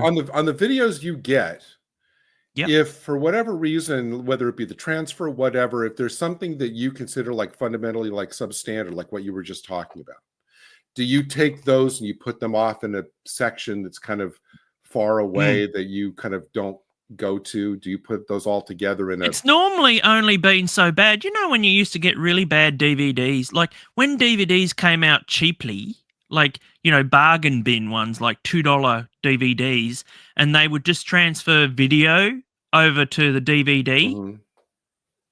So you're literally just watching a video on a DVD, so it's got video quality. Yeah. So it's a VHS quality on a DVD. So, you know, you'd be like watching Bonanza or whatever that was originally on a DVD or something, on a VHS. So, you know, it's it's just something I put aside, and it's like, that's how bad it can be. And it's like, how dare you try to sell this as a, you know, as a movie that's taken from a... It's just like they've not taken any care with it whatsoever. But I mean, I think in those instances, I mean, there's a reason why those movies are in the little cardboard bin next to the potato chips at the but you shouldn't be doing it for a $30 one. Oh, okay. I mean, it's a gas station where it's like you get it like for $2.99. Yeah, and no, it's like I get that. Classic cartoons, and it's right next to the chips. And it's like, oh, I wonder what the quality is on this. It's like I got a heap of cowboy movies once, and they were, you know, starring Lee Van Cleef. Right. And they were literally taken from TV movies or something that he did, you know, with Leaf. What's his name? That kid actor? Leif Garrett. Leif Garrett, you know, and you're like looking at it and you're like, oh, this is... Or the times when, and I think, unless I'm wrong, I think you have a couple of these sets where it's like 16 movies all in one box of like old, like 50s, 40s, 50s movies. And it's like, you probably know that you're not getting the top video quality. Same with when you get those ones that were like ultra cheap, like movies they used to make in the 80s and 90s, where they used to do, you know, that like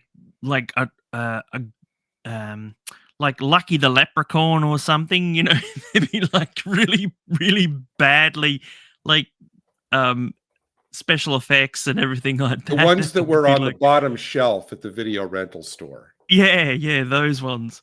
So, you know, and like you said, they were a box of like 10. But I thought I thought recently, because I remember you showing me one of those where it was like a collection of like, there was like, you had like 16 films or something in it. It wasn't the one that's coming up that you said you've already pre-ordered. It's not that one.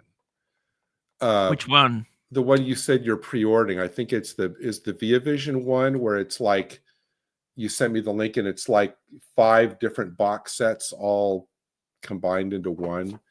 You sent me the link for that this week. Yeah. You know which one I'm talking about? No. You said like, I've got so many. You know, no, it's something you already have. It's something that's just being put up for pre-order that they're coming out with. I'll have to think about it.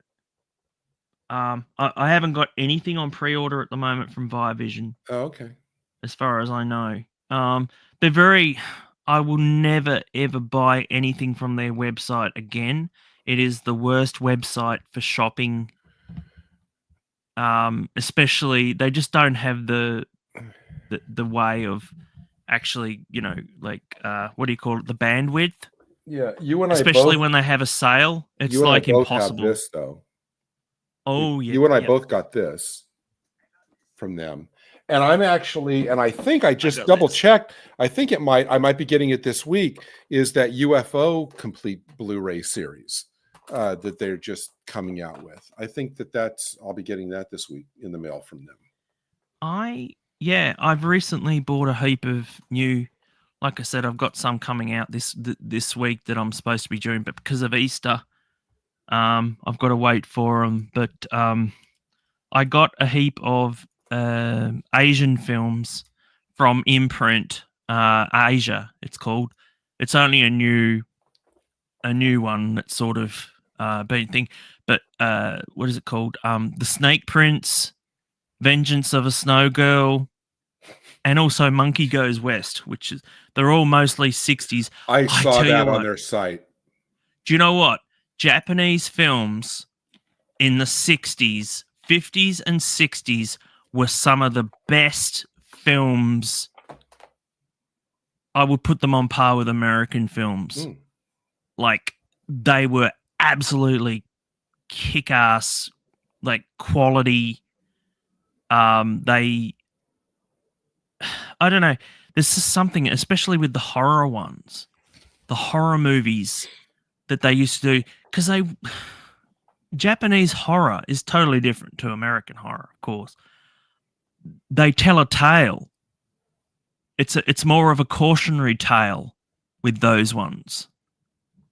So with the Japanese things, that they have a storyline that has a beginning, a middle, and an end, and the end is sometimes not happy.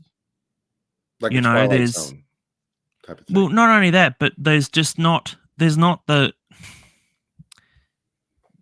See, I was trying to analyze this the other day. I don't do video essays or anything like that, but I don't look at the sexual element in that, which they seem to be doing a lot lately, which is just ridiculous. I mean, Deep Blue Sea, they were talking about the sexual elements in that movie, for God's sake, and you're just like, really? There's a lot of it's about a freaking bloody killer shark. But that's the thing, because I was looking at these Japanese films, and I was like, you feel for the characters, because you can see there's manipulation and that going on, and that they can't see it, and you're just hoping that the main person in the story sees the deception, and that, because sometimes they don't. And it's too late, and like the whole movie end. Japanese movies don't do what they do in America, where they just prolong things. When they end, they freaking end, and that's it. There's no it was like the old 30s and 40s films in America, where they just end. They don't they don't stop and have a cup of tea afterwards or whatever, which is what they do now. It fades to like the end. It schmama. has like 15 seconds of here's the main cast, and then you're done.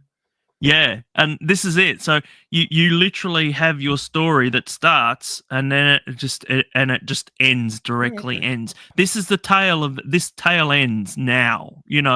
There's no like, let's talk about this. Look, let's talk about what's happened. Oh, I feel regretful. Anything like that. No, it just ends. It just cuts. The end.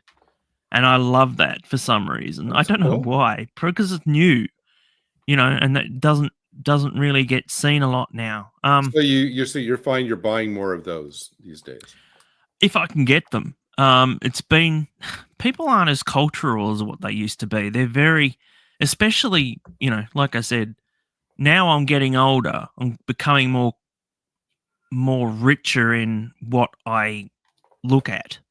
So I've just rented Twister. Not rented. I just ordered Twister on 4K. I've never seen that film before. The original or the new one? The original, and I got the remake as well. Is it a remake or? I thought it was a sequel. I don't know. I didn't see it. But I never saw Twister. Okay. And it's like, okay, I'm going to go back and start watching these films that I've not. You know what? seen Honestly, before. I mean, I'm kind of like that too. I find what I'm going back and revisiting is movies from like when I grew up. Either because I loved them back then, or I want to revisit like that era in movies I haven't seen. because I like that. I remember the feel of those decades, even if I didn't see movies. And so it's like, I don't want to, I think my experiment, it seems like, I don't know, it sounds like you're kind of still in an experimental phase where you're willing to like try things you out. don't have it. I think I'm retreating back into like the comfort viewing of things that I know I already love, or the genres that I love, or things from the genres I know I love, even if I haven't seen specific films. You know, like I see that like too. In the 60s, like a lot of like the, you know, I'm a huge Bond fan, so I may be finding like other, like some of like the Euro spy stuff from that era when Bond was getting started, or other spy espionage films like from that era that I never saw before, just to kind of get a feel for the imitators, things like that, you know, not going too far away from the core of what I actually like. When I've wanted to, normally, you know, I never used to blind buy, but when DVDs started coming out, I blind bought like you wouldn't believe. And so I've got this vast collection of DVDs, and I've got a vast collection of Blu-rays, and a lot of them I've just blind bought because I've not seen the movies or whatever. And I recently saw a movie, and I did a video for it, but I've not actually released it. So it's a movie called Hardware, and it's a 1990s sci-fi thriller horror. And it's 4K, and it was from Umbrella Entertainment. Okay.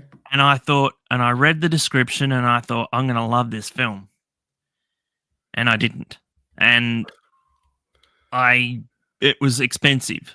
And luckily, I'm kind of glad I didn't buy the collector's edition, because the collector's edition comes with, you know, posters and all that sort of stuff on top of it. Yeah. But I'm glad that I didn't, and it kind of made me worry that the fact that, you know what, I don't think I should blind buy anymore, because I really hated that film. And I really shouldn't spoil it, because I haven't edited yet, and I've been thinking about whether or not I should actually release it. Who's in it? Oh, Dylan McDermott. Okay. So Dylan McDermott was the original Fox Mulder. He's good. But he was in a show called The Practice. He ended up being in The Practice instead. Yeah. But he's the main character. Well, this is the weird thing. He's the main actor in it, but there's also a girl in it, and it does the whole like switcheroo sort of thing. But I hated it. I was bored. I was like, why? I should be loving this film, but I absolutely just don't. And it's also produced by someone called Weinstein. Oh, jeez. It's actually one of his earlier films. I've never even heard of it. Oh, gosh. Well, it's about, I'll tell you what the story's about. It's about like a post-apocalyptic Blade Runner-esque cityscape, right? With a desert surrounding the city, and it's sort of like Mad Maxy as well. And they find a skull in the middle of a military zone that's been banned, so you shouldn't be going in there. But people go and so they get a skull. Someone gets a skull, and it comes into the hands of Dylan McDermott, who goes, "Oh, it's a metal skull. My girlfriend will like that." You know, because she's a sculptress. And so he's like, oh, you know, and plus he just wants to give it to her to get laid. That's the only reason why, because she's like, oh, I don't want to deal with you. And he's like, oh, but I've got this gift for you, you know. And so anyway, she's in this apartment block, and then it just shifts, and it's all just set in this apartment block. The whole freaking movie. And it's like, okay. And then Can I make a guess? Can I make it? Let me guess. It's if the skull is sentient and either takes over the minds of everybody in the apartment block, or tries to reconstruct a body for itself. Bingo. And I swear to you, I hadn't heard of this movie until 5 minutes ago. I swear to you. Well, she's a sculptress, So she does the whole, metal sculpture thing. So she sculpts it to this metal frame And type does thing. Does it fall in love with her? Yeah. Is there like a Saturn III thing going on Yeah. where Yeah. the robot I loves haven't the seen Saturn woman? 3, but Okay. she That's the that's one another with one I've got to Farrah watch. Fawcett from the 70s and Kirk I've Douglas, seen Logan's Run, but where the robot like is lusting after Farrah Fawcett. Yeah, it and was he a tries bomb. to kill her. It was a bomb. No, it tries to like mate with her. Yeah. That's God. You've just said the whole freaking movie. No, that means they ripped off serious. Saturn III. That And it means they gets ripped jealous. off Saturn III. It gets jealous of a boyfriend, and it gets jealous of. She's also got a stalker who's watching her through all these cameras. And you didn't like this movie. Guess who it's played by? Guess who it's played by? I don't think I actually said this on the thing. No, the stalker. Her stalker. Oh, it's going to be, I'm guessing it's going to be somebody that went on to a bigger career. No. Oh, no? Okay. No, he already had his career. He played Norris. No. He played not Hootkins. The one from Star Wars, and he was in Indiana Jones. Alec Guinness? No. He was in Star Wars, and he was Sean Connery. Porkins. He played Porkins. Oh, Porkins. Yeah, so he's in it, and he plays the stalker. Stay on target. Stay on target. Seagal ponytail. Stay on target. Oh Lord. And yeah, and he's in it, and he's playing the stalker. Put that one in your eBay stack. Lemmy's in it, Lemmy. Put that one in your sell on eBay stack. No, I'm gonna keep it. It's the thing is, like, it's one of these ones that you probably put in the background just so that when you're doing something else, like writing or whatever. So it's like, no, I deserve this. Please tell me that you don't do the guilt thing where it's like, well, maybe I'm just not seeing something in it. Maybe it's my fault I'm not liking it. Tell me you don't do that. Exactly. Oh, don't do that. Yeah, it's exactly it. I'll put this video out. I haven't edited it yet. I did it like 2 weeks ago, and I actually had one. I actually did it, and then I deleted it by accident, and I was like, I'm kind of glad I deleted it. And then I did another one, and I was like, this is exactly you're like, they went to the trouble of filming it with these effects, so I might as well. I should like this film. I should be liking this film, but they guilt you into it. I hate it. It's never happened with me before. Never. That's what she said.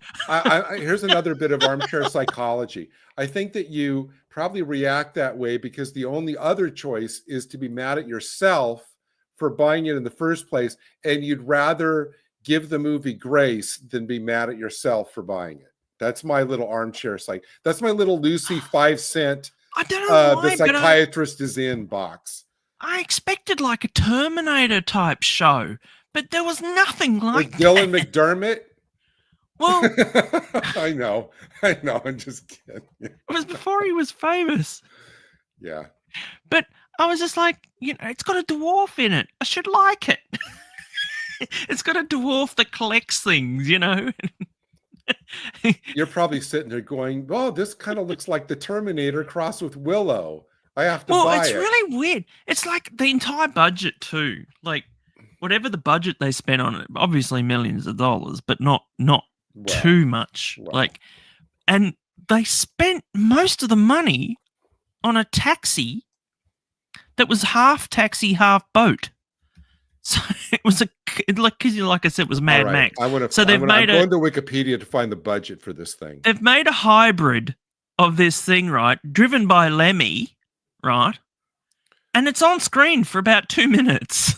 You know what? This is actually, I'm stunned based on what you just said.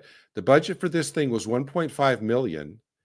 The box office was 5.7, which means it made almost 4 times its budget.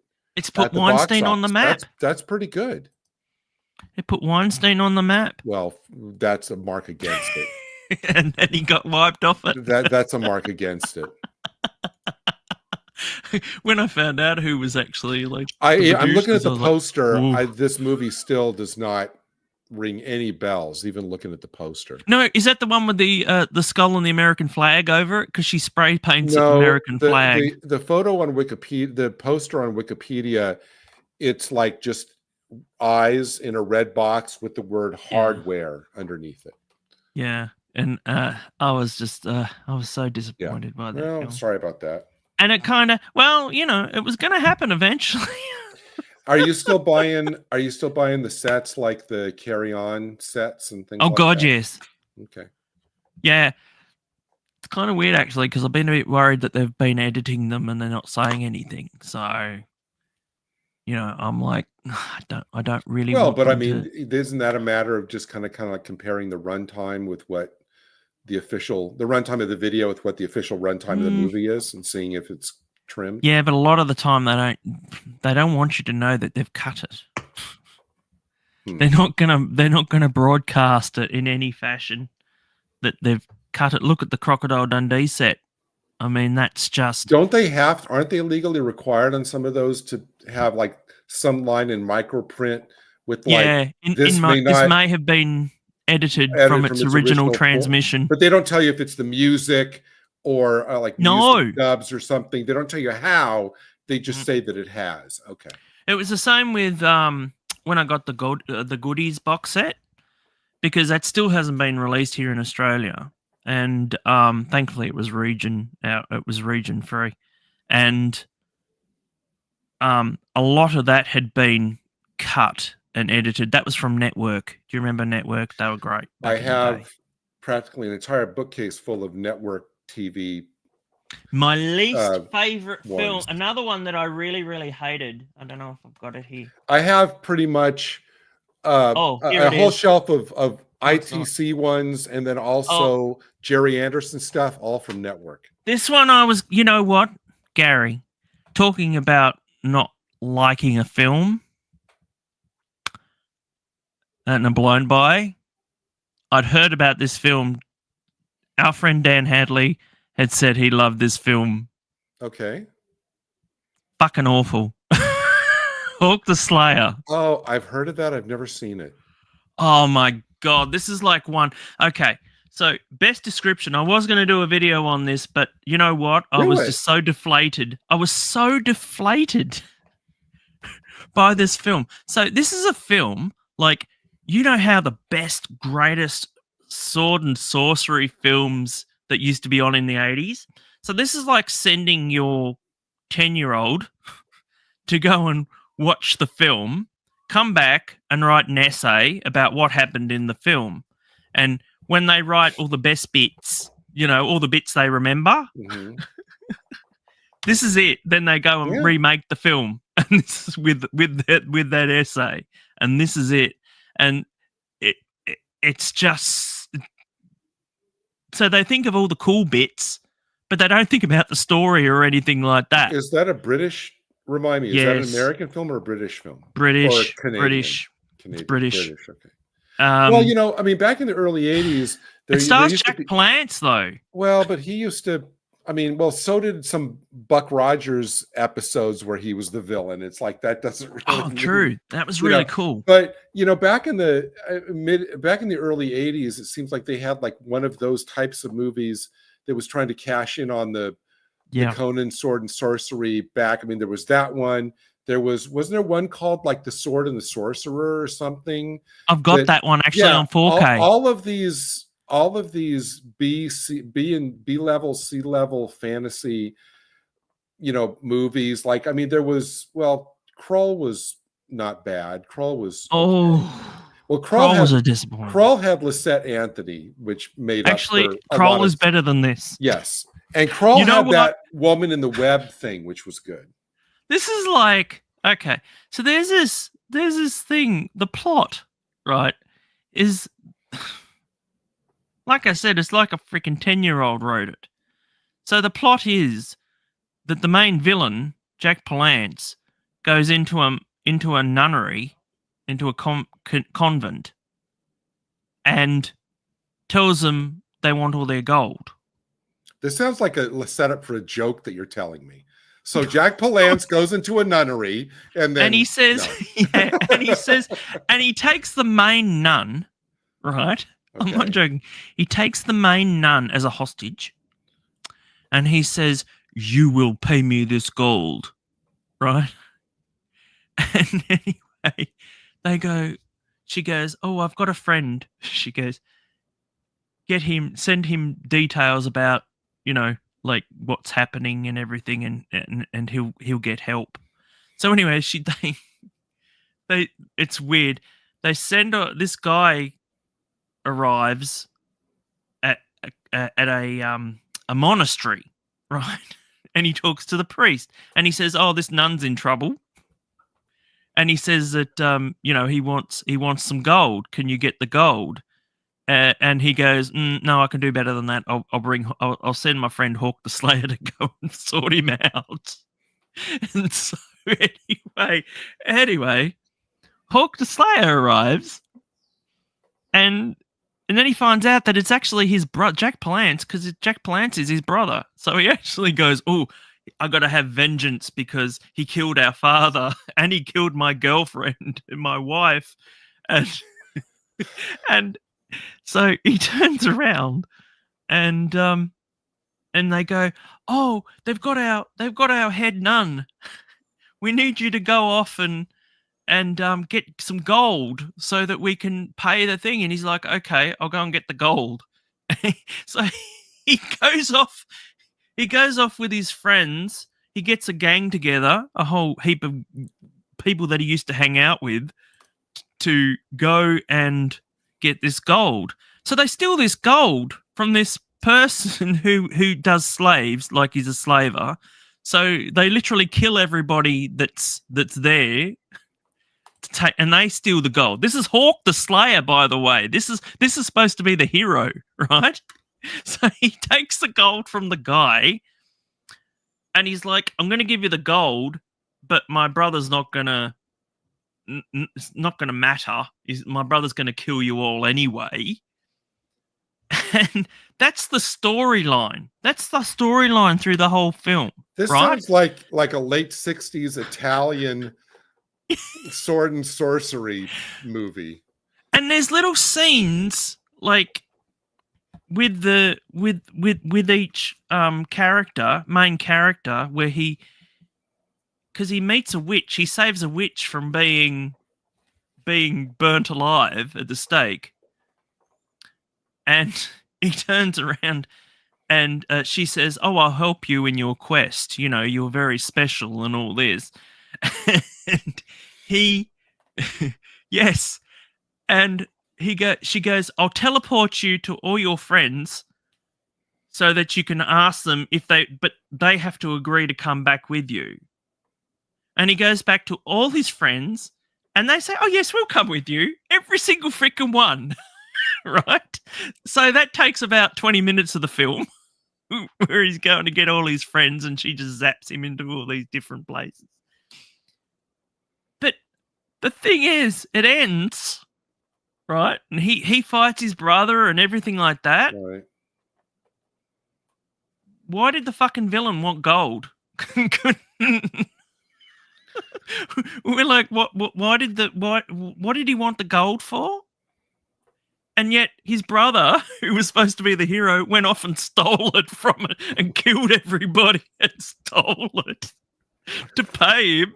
And it's there was no reason for him to by that time your brain is so numb from what you've seen that it's too late to ask questions. Like, I know I'm missing something here.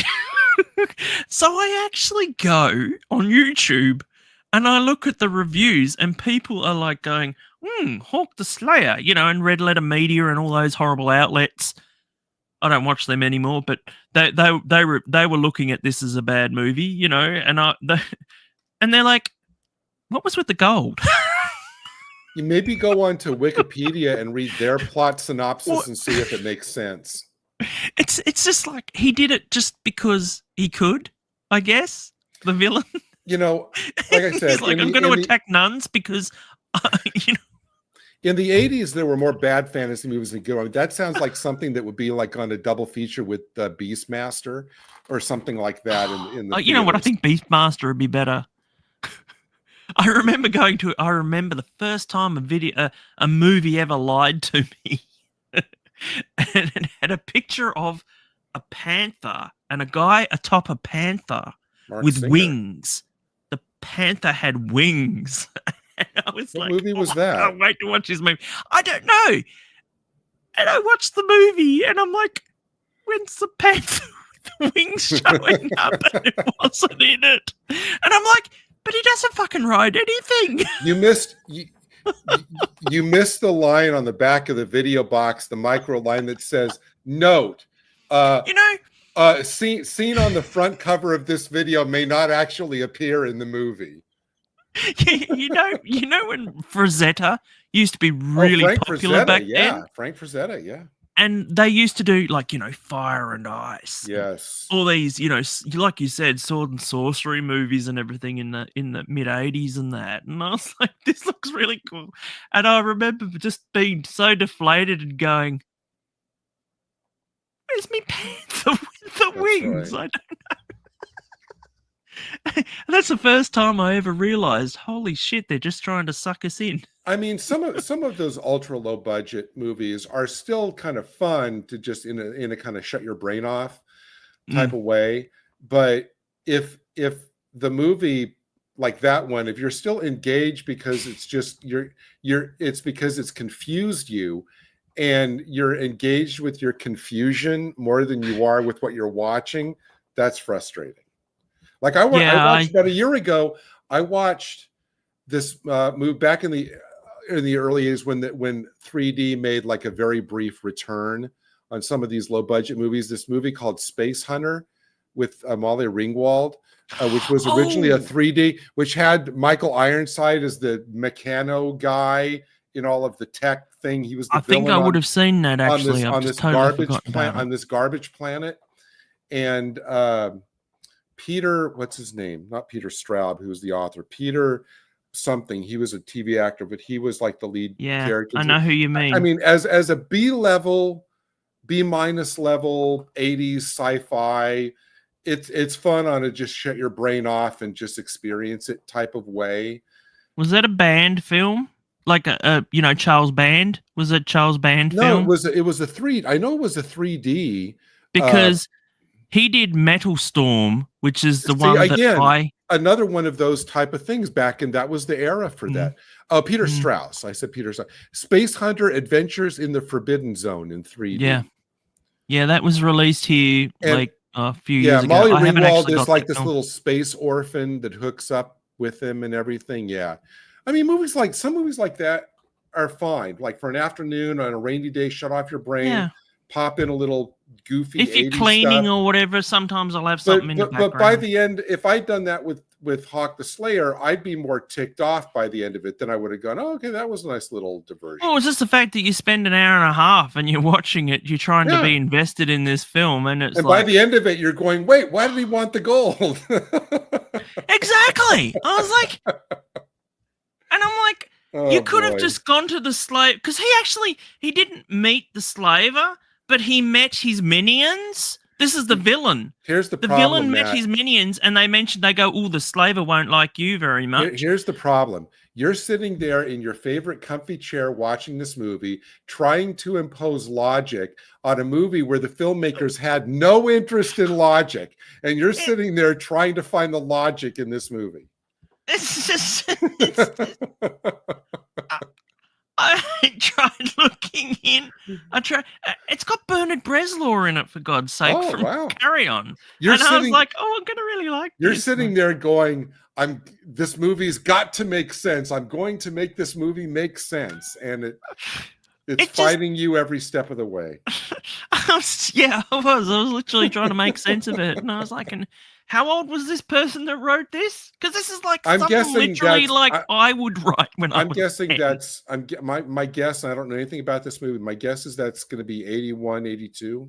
Well, not only that, yeah, it was 81, I think. 1980. original theatrical Well, exhibition. see, they're basically and they were going to make more. That was a scary bit. Yeah. This was remember. It went bust. Okay. That's just like what was that action movie? I can't even remember his name. Remo Williams. The Adventure Begins, as if it's going to be the first in a long line of Remo Williams movies, and it died, and that was it. They did well. They were expecting a sequel to this so much that Jack Palance, who dies at the end, comes back to life. Like they actually, the character that he was conversing with throughout the whole movie, because there was another shadowy character in the background, and I was expecting them to be revealed. No, they didn't get revealed. They just picked his body up at the end and took it off, and they said, "No, your job is not done." You know. Did they have like a did they have like a James Bond thing page at the end where it goes, "Hawk the Slayer will return"? I don't know. All I know is that the ITV, the place that actually made it went bust, and they couldn't make any more. This was pretty much. Apparently, it was successful in England. They said it was successful in England, but yeah. I was like, I haven't seen this. It was still in the shrink wrap, and Netflix went bust. I got this in the last sale that they ever had, and I was like, with the Wikipedia page, Matt does not have the take, which is interesting. It has the budget was £600,000.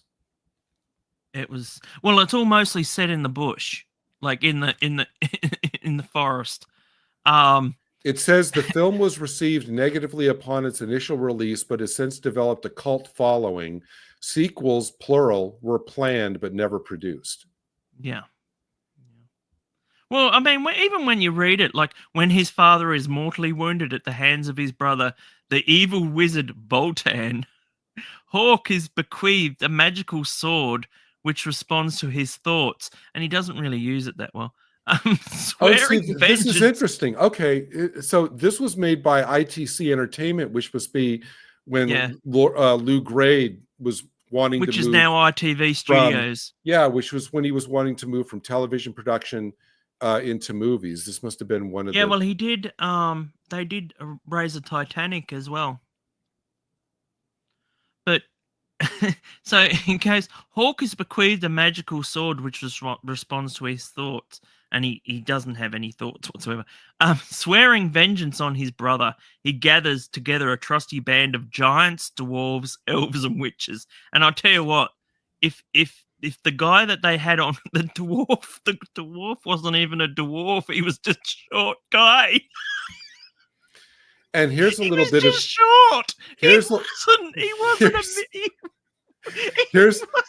little bit of video. Here's a little bit of trivia. It says on their 2013 single "Nothing's Gonna Stop Us," British rock band The Darkness sample a line of dialogue spoken by Drogo in the movie. There you go. So somebody liked this thing. Yeah. Just why are we talking about awful movies? Well, show me one more. Show me one more, and then I'll show you a couple of my recent ones. Yeah, please do. So, no, but show me another one of yours. Okay, so I've got two Criterion ones. Very good. Unfortunately, one of them got smashed with Amazon. Thank you very much, Amazon.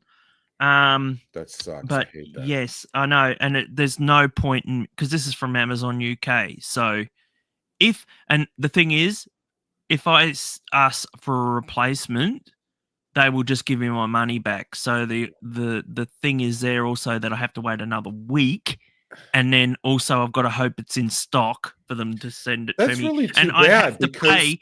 Yeah. I probably bought it on sale, and that means I've got to probably pay full price for it because it's not on sale anymore. That's really too bad. I always usually have really good luck with Amazon UK in terms of stuff arriving intact. If they put it in a box, fine, but they put it in these paper... I usually get like the paper mailers, but they're fine. That's too bad that yours was... Oh, well, you have better post.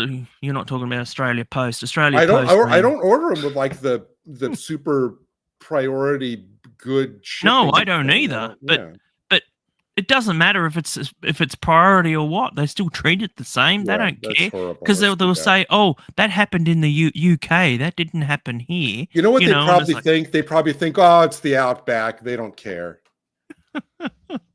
yes, we've got to keep sailing across the waves to Yeah. get to you guys. He probably thinks they should be lucky that they can even get television reception. They won't care. So I got 2 Criterion here, both 4K. Okay. I've been into Criterion lately, and like I think I've only got 1 Criterion from the US, and because they're region locked. But I got Lady Snowblood because it was really cheap. I got 1 and 2 as Lady Snowblood. Mhm. But this one is Night of the Living Dead on Oh, okay. 4K. Never seen that. What? I obviously know of it, but zombies aren't really my thing. But I know. What? I know that that's like the grandfather of all Living Dead movies. And it's not only that. When I watched it, I didn't understand. I didn't know about it either. And then I was like, oh, this has a moral. So does this one do they do a good job with the remastering and everything on this one? Yes, it's not that bad actually, and plus it's in black and white. Because this is one of those movies that was always on, like, from the VHS to the DVD. Yeah. You know what I mean? It was like one of those ones. So obviously they've gone back to what film negatives they have. But yeah, so this is the original Night of the Living Dead. So from 1968. Yeah, like I said, it's just a shame that. And I imagine that there's. Oh yeah, that sucks.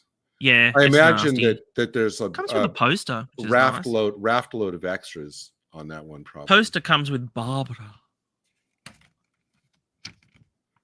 I think. Wow! Look at all that text. Holy cow! That's insane. But that's really clever. I mean, instead of a booklet, they do it like that. But that looks like a booklet's worth of text. Yeah. Oh, if you've never seen this film, I highly recommend it. It's not what you think. The zombies are in the background, so it's not. It's mostly set in a house that they've all tried to escape from the zombies from. You know. So it's just about the characterizations and the fact that, you know, some of them are traitorous, and, you know, they're just thinking about themselves and all that sort of thing. And, you know, the hero in this is actually, believe it or not, a black man. Can you believe that? They had that in 1960s. Jeez, I'm shocked and horrified. Did you I imagine you've probably seen all the sequels and everything like that, right? Yeah, I recently, in the last couple of years, only saw Dawn of the Dead. Is that the one where they're set in the mall? That was the second one. So there's one where they're set in the mall. Was there one called? It was Dawn of the Dead, and then was Day of the Dead. Did they do a Day of the Dead one? They did do a Day of the Dead, and I think that was probably set the third one. That was set in a city, wasn't it? Underground in a city. Day of the Dead was set in the city, I'm pretty sure. Okay. And Dawn of the Dead was set in the mall. Okay. But and that was Romero, of course. Yeah. So yeah, so there's that one. And what do you got to show? Come on. No, show me your other Criterion one. Oh, okay. Well, mine is as you know, I loved the Godzilla film. Right. On 4K. Yep. The black and white. I absolutely adored it. I'd never never seen it the one without the Raymond Burr editions. No, I didn't watch that one. It was the full Japanese version. Right. No, but Just I mean, Japanese. I thought that the original Japanese, it was only for the American release that they inserted him. Yeah, they did. Yeah. And I think that's actually in that Godzilla thing, but I didn't watch it. I started to try and watch it because I said to people, you know, that were Godzilla fans, I said, which one should I watch? They said, no, the Japanese only. And I'm glad I went with that because I really did enjoy that film. Okay. All right. And it's very definite, so you can watch it and just be happy to watch that one. But anyway, this one is not a sequel, but it's one of the more popular ones. It's called Godzilla versus Biollante. You see that? Godzilla Is versus that, Biollante.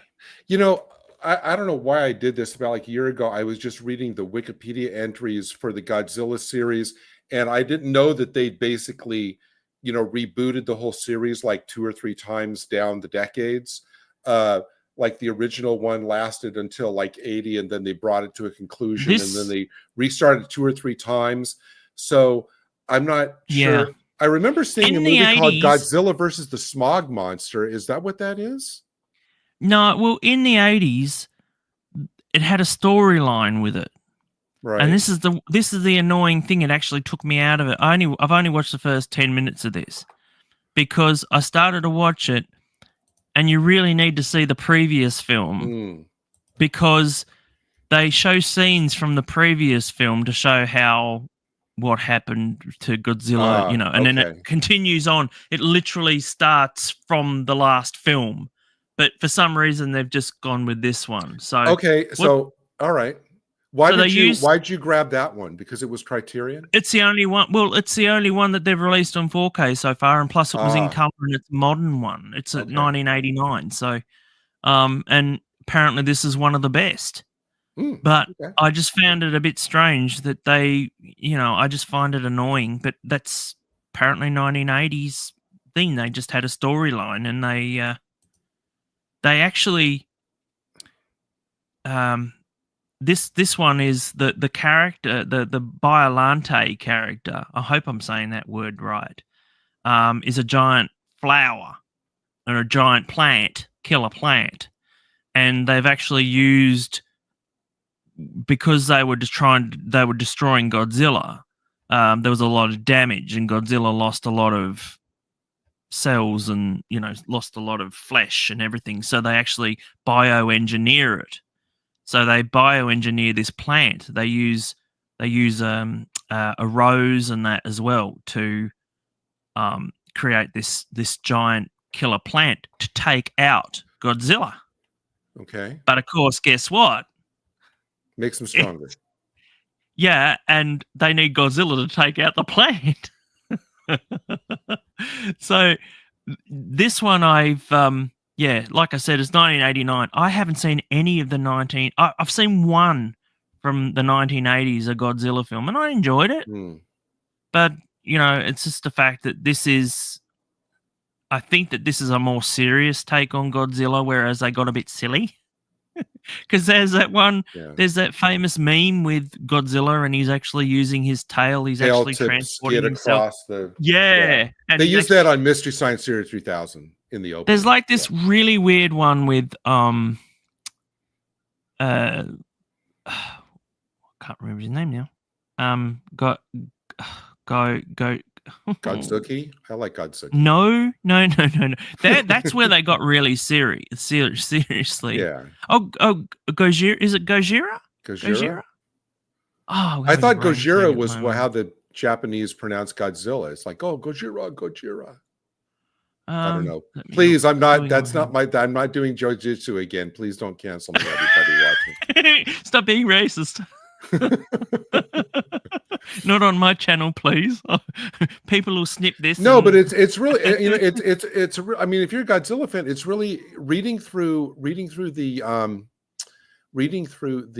Wikipedia entry on the Godzilla franchise, where they explain and do the history of all the different eras, especially if you're a Godzilla fan, is really interesting. Because I mean, I was going through that just as like a film lover, and I guess the original, what they call the Toho films, which was the original 50s one, all through the era of Mothra and Rodan and all this and stuff, lasted through 1975. That was called the Showa era, I guess, because of they divide these into eras. Then that was through 75. Then there was something for your movie called the HEI-SEI, the Heisei era from 1984 to 1995. And your movie is the second one of those. And there were 7 movies in that cycle, lasting through 95 through to Godzilla versus Destroya. Then it became the Millennium era, starting in 99. And there were 6 movies in that cycle. See, in the late 60s, Godzilla became a hero. Yeah. That was all part of the original. What they call no, the because original originally he Showa was a era. villain. He was a major villain. Like, he Right, was but that's nasty. when you got the movies where all the monsters are on one island, and you have who was the one with 3 heads? The dragon one with 3 heads. That's when you got that. Yeah, stuff. I know which one you mean. And now we're in the era of the movies like what they call the Reiwa era, where Godzilla -1 is. But then we have in the US what they call the Monsterverse now, which has Godzilla versus King Kong, etc. And you know what? I can't stand them films. Yeah, but it's really interesting that there's all these different cycles of films which they call era, and there were like 34 in those, split into like the one 5 I was different thinking eras. of was Gamera, the turtle, the killer turtle. Yeah, that's part of the first one. And he spins around, and he's got flames coming out of his. Yeah, But so here's another one at the same era where they also made him into a hero. In the first one, he was a villain, and then they made him into like a he actually comes to rescue children. Yeah, like it got to the point. Another one I really liked was called Damajin. If you've ever seen that one, Damajin was from, I think it's Toho, and it's a giant statue, and it comes alive when it's pretty much towards every time towards the end of the film it comes alive. So they'll desecrate it or whatever, and treat it like absolute shit during the whole film, and then like it'll come alive and just stomp on them. You remember Mothra, the big moth? That was part of the original. Era. I've actually got Mothra. I still haven't seen it. I've got it on. That's all part of. That's all part of the kind of cartoonish type of. Well, I kind of liked King of the Monsters. Is it King of the Monsters? Is that the one that's King? The one I was trying to think of is King Ghidorah. King Ghidorah is the 3-headed one. Oh, right. Yes. But that was all part of. All the 50s and 60s up to all the 50s, 60s, and 70s movies were in that original first cycle. Yours is the second one of the second cycle. Yes. Well, that's what I said. That's what I thought. But obviously, this is a very popular. This is probably what people said they wanted. It doesn't say anything about it being, one of the biggest, the biggest, most popular 1980s films. But I remember when it looks like there was only 2 movies made in the 80s. The first one, you said there was a movie before the one you have. Yeah. That was called The Return of Godzilla in 84. Yours is from 89. Those are the only 2 Godzilla movies from the 80s. So there's actually quite. Well, see, this starts after that film. So there's that big 5-year gap between the 2. Yeah, but those were the only 2 Godzilla movies. I do have the DVDs of these. Okay, well then, yeah. I've got the entire set of Godzilla films, so I might just have to watch that before I watch this, just so because I liked it. I liked it because I started to watch this because I was in 4K, unfortunately, but I was watching it and they had these really cool ships for the police and everything, and they were like, and they fly, and I was like, it was obviously a futuristic Tokyo. Mm-hmm. And I was just like, wow, that looks so cool. I'd like to see that film. And then I was like, okay, this is starting in the middle of a battle. And it was like, no, it's just a recap. It looks like, this Wikipedia article is a pretty good kind of checklist from knowing like whatever movie you're watching, like where it fits into this whole massive chronology. Well, I don't want to get too bogged down with it. I mean, I'd rather just watch the first film and then the second film. But I remember when they brought back Godzilla, the original Japanese one, after the American film. The one with Matthew Broderick, which is really more about a giant iguana. You know what? I like that film. I've got it on 4K. More about a giant iguana. That wasn't Godzilla. It was an iguana. Well, yeah, I kind of see it as an American version of Godzilla. Yeah. I don't see it as, because there was a lot of controversy when that film first came out because, here in Australia, we had a problem with the French, and the French were doing atomic testing on one of the islands, a Pacific island that was very close to Australia, and they didn't give a hoot. And we were like, we don't really like this, and they actually took that storyline in America to use to do for Godzilla. So Okay. it's really the French testing Okay. that because they didn't give a hoot, you know. They I've only really ever didn't seen care. that version once when it first came out. What was that, 95? Yeah, I've only ever seen that once. I do. Well, no. That one came out in 97, 98. Seven. Okay. It came after Independence Day. Yeah, that was Roland Emmerich, right? He did Yeah, that. Roland Emmerich, and he I've been seeing a lot of his earlier films pop up. He did a strange one with a ghost, and it was weird. It was like a little midget, a midget puppet, mechanical puppet, and it was taken over by the ghost of a butler who looked exactly like this puppet. God, the movies you watch. Ghost Watch, I think let's is what it see. was called. Ghost Watch. Hang on, It was just so bad. And then he had the gall to reuse the puppet for the movie. Oh no, I think it looks like it was called Hollywood Monster. No. There's another name for it. Ghost Chase? Yes, Ghost Chase. Okay, That's it. That's 1987. Yeah. And it was weird. And then they ask him, like, I only remember one thing from that movie where they ask the ghost puppet, they say, "Oh, so what's it like? Have you met Boris Karloff?" And he's like, "But I don't know." He said, "We don't have." They said, "But don't you recognize him?" And he goes, "Oh, we don't have faces there." And it like freaks them out. That one. I've never seen that one. We don't have faces. What sent you on down the Roland Emmerich path to rewatch his stuff? Well, I didn't know because at the time I was watching them and I didn't even know they were his. Oh, okay. It just sounded like you said you were doing kind of like a dedicated. Oh, no. A lot of people have been doing reviews lately. There's another film that he did called Making Contact. And it's really bad. Was that the Jodie Whittaker? Or not Jodie Whittaker. No, Jodie Foster. It's a rip-off of Poltergeist. Huh. And if you thought that Hawk the Slayer made no freaking sense, Making Contact is exactly the same sort of thing. It's like a little kid. It's like E.T. meets Poltergeist. And it's just weird. And apparently it was originally a French film or something, and yeah, I don't know how the hell he got jobs in. You know, he used to be a child actor. Roland Emmerich was a child actor. Oh, really? Yeah.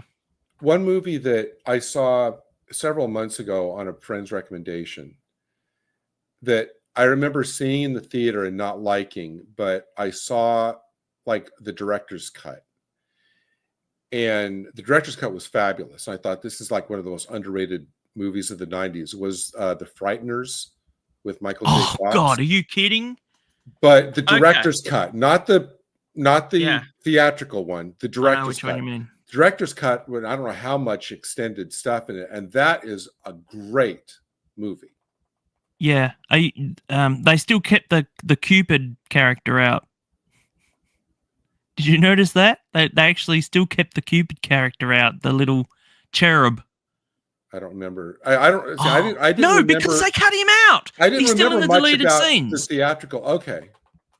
Because there's actually, you know, the general or the guy that's in the cemetery that's in charge of all the ghosts. Mm-hmm.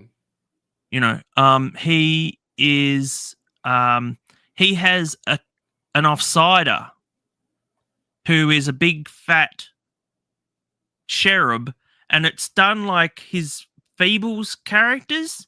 So you meet the Feebles. So it's in a person in a costume, and it looks very cartoon like, and he's really big and fat. You'll have to look at it. It's on YouTube. I'm sure. Surprised that since that was Peter Jackson, that I'm going to tell you something about the Frighteners.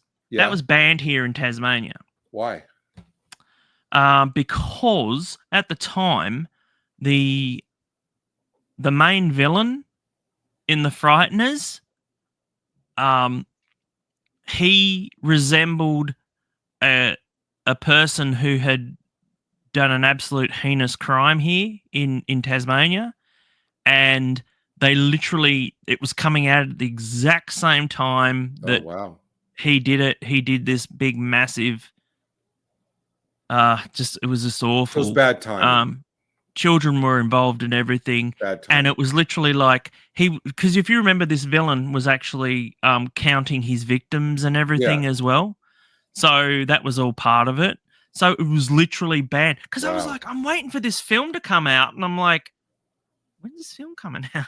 I'm waiting. Also, and I went to America and I saw a trailer for it, and I was like, oh, this is coming out. And it's like, no, that's already been. Also, it was and a horrible marketing campaign. I mean, I grant that a movie like that, it's hard to really grab onto like the central image or the central idea to shape a marketing. So all they came around was this weird facial thing on the poster that didn't really give you any idea what it was. And so I think that kind of hobbled the success of it too. But it's absolutely worth rediscovering. You have to look at it.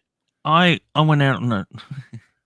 I was trying to chat up this bird, and I had to come over, and firstly we watched Red Dragon. Good movie. And then I said the original one, right? Oh no, no, the second one. Was the one with Anthony Hopkins. And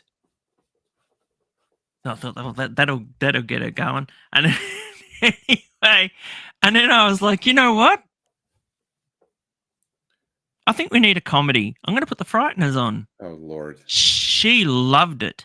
Oh good. And she said, you know what? My kids are going to love this. So she went out and got the DVD. So for her kids, and I said it's really hard to get. So, good luck. But she got it off eBay. But she said, they love it too, And I said, well, that's good. When you said Red Dragon, I was confusing it with what was the version from the 80s that Michael Mann directed that was Manhunter? Manhunter. That was remade as Red Dragon, right? Okay, I was confusing the two. They wanted to remake it so that they could put it in the Silence of the Lambs trilogy sort of thing. Yes, okay. Because they made him look a bit younger. I thought when you said you were chatting somebody up, you were going to say, oh, come over and I have a great collection of serial killer films. I've seen this girl for a while, and then I've seen this girl for a while, and she was like, no thanks. Well, good. She was a bit of a tart, to be honest, but okay. But I was like, I'll show you this Frighteners movie because she liked Michael J. Fox. And I was like, oh, yeah, he's in Frighteners. And she's like, well, in what? And I went, yes, again, perfect. Exactly. That's the response. The what? Yeah, I didn't know Michael J. Because back then, it's like it was either Back to the Future or the other comedies he was making. This was not a comedy. Well, not really. Frighteners. No. Well, it had its funny moments. Like the ghosts were buffoons. It was a dark comedy. It was a black comedy. Yeah, black comedy or a comedy horror. Yeah. But no, it was a revelation to watch the director's cut. I thought, wow, this was really this is really a good Yeah, I don't think I actually showed her the director's cut. I think I showed her the original. But yeah, so let me show you just a couple of what I have, because like I said, you've been more of a prolific buyer. So I'm thinking, like I said, I'm about to get the UFO set, which I haven't got yet. The only movies is that from Imprint. Imprint, yeah. The only ones I've gotten recently, again, when I've been like watching a lot of 60s kind of Bond era stuff, and I bought what I think is one of the best comics inspired movies is Danger Diabolik. Oh, is that from Imprint? No, that was one of the first ones that Imprint ever actually released. Oh, really? Danger Diabolik. No, it's Shot Factory. Okay. I mean, I think maybe the Imprint one maybe has a couple of extras that aren't on here. But does it come with the audio commentary? Audio commentary with John Philip Law and Tim Lucas, and then a biography, Danger Diabolik from Fumetti the film, and the trailer. So I'm sure that the Imprint one has several other Yeah. extras. No, But just no. in terms of a movie that captures the movement and the energy and the momentum of an actual comic, this is great. Yeah. I think this It's is one of the it's very was it French or Italian? It's Italian.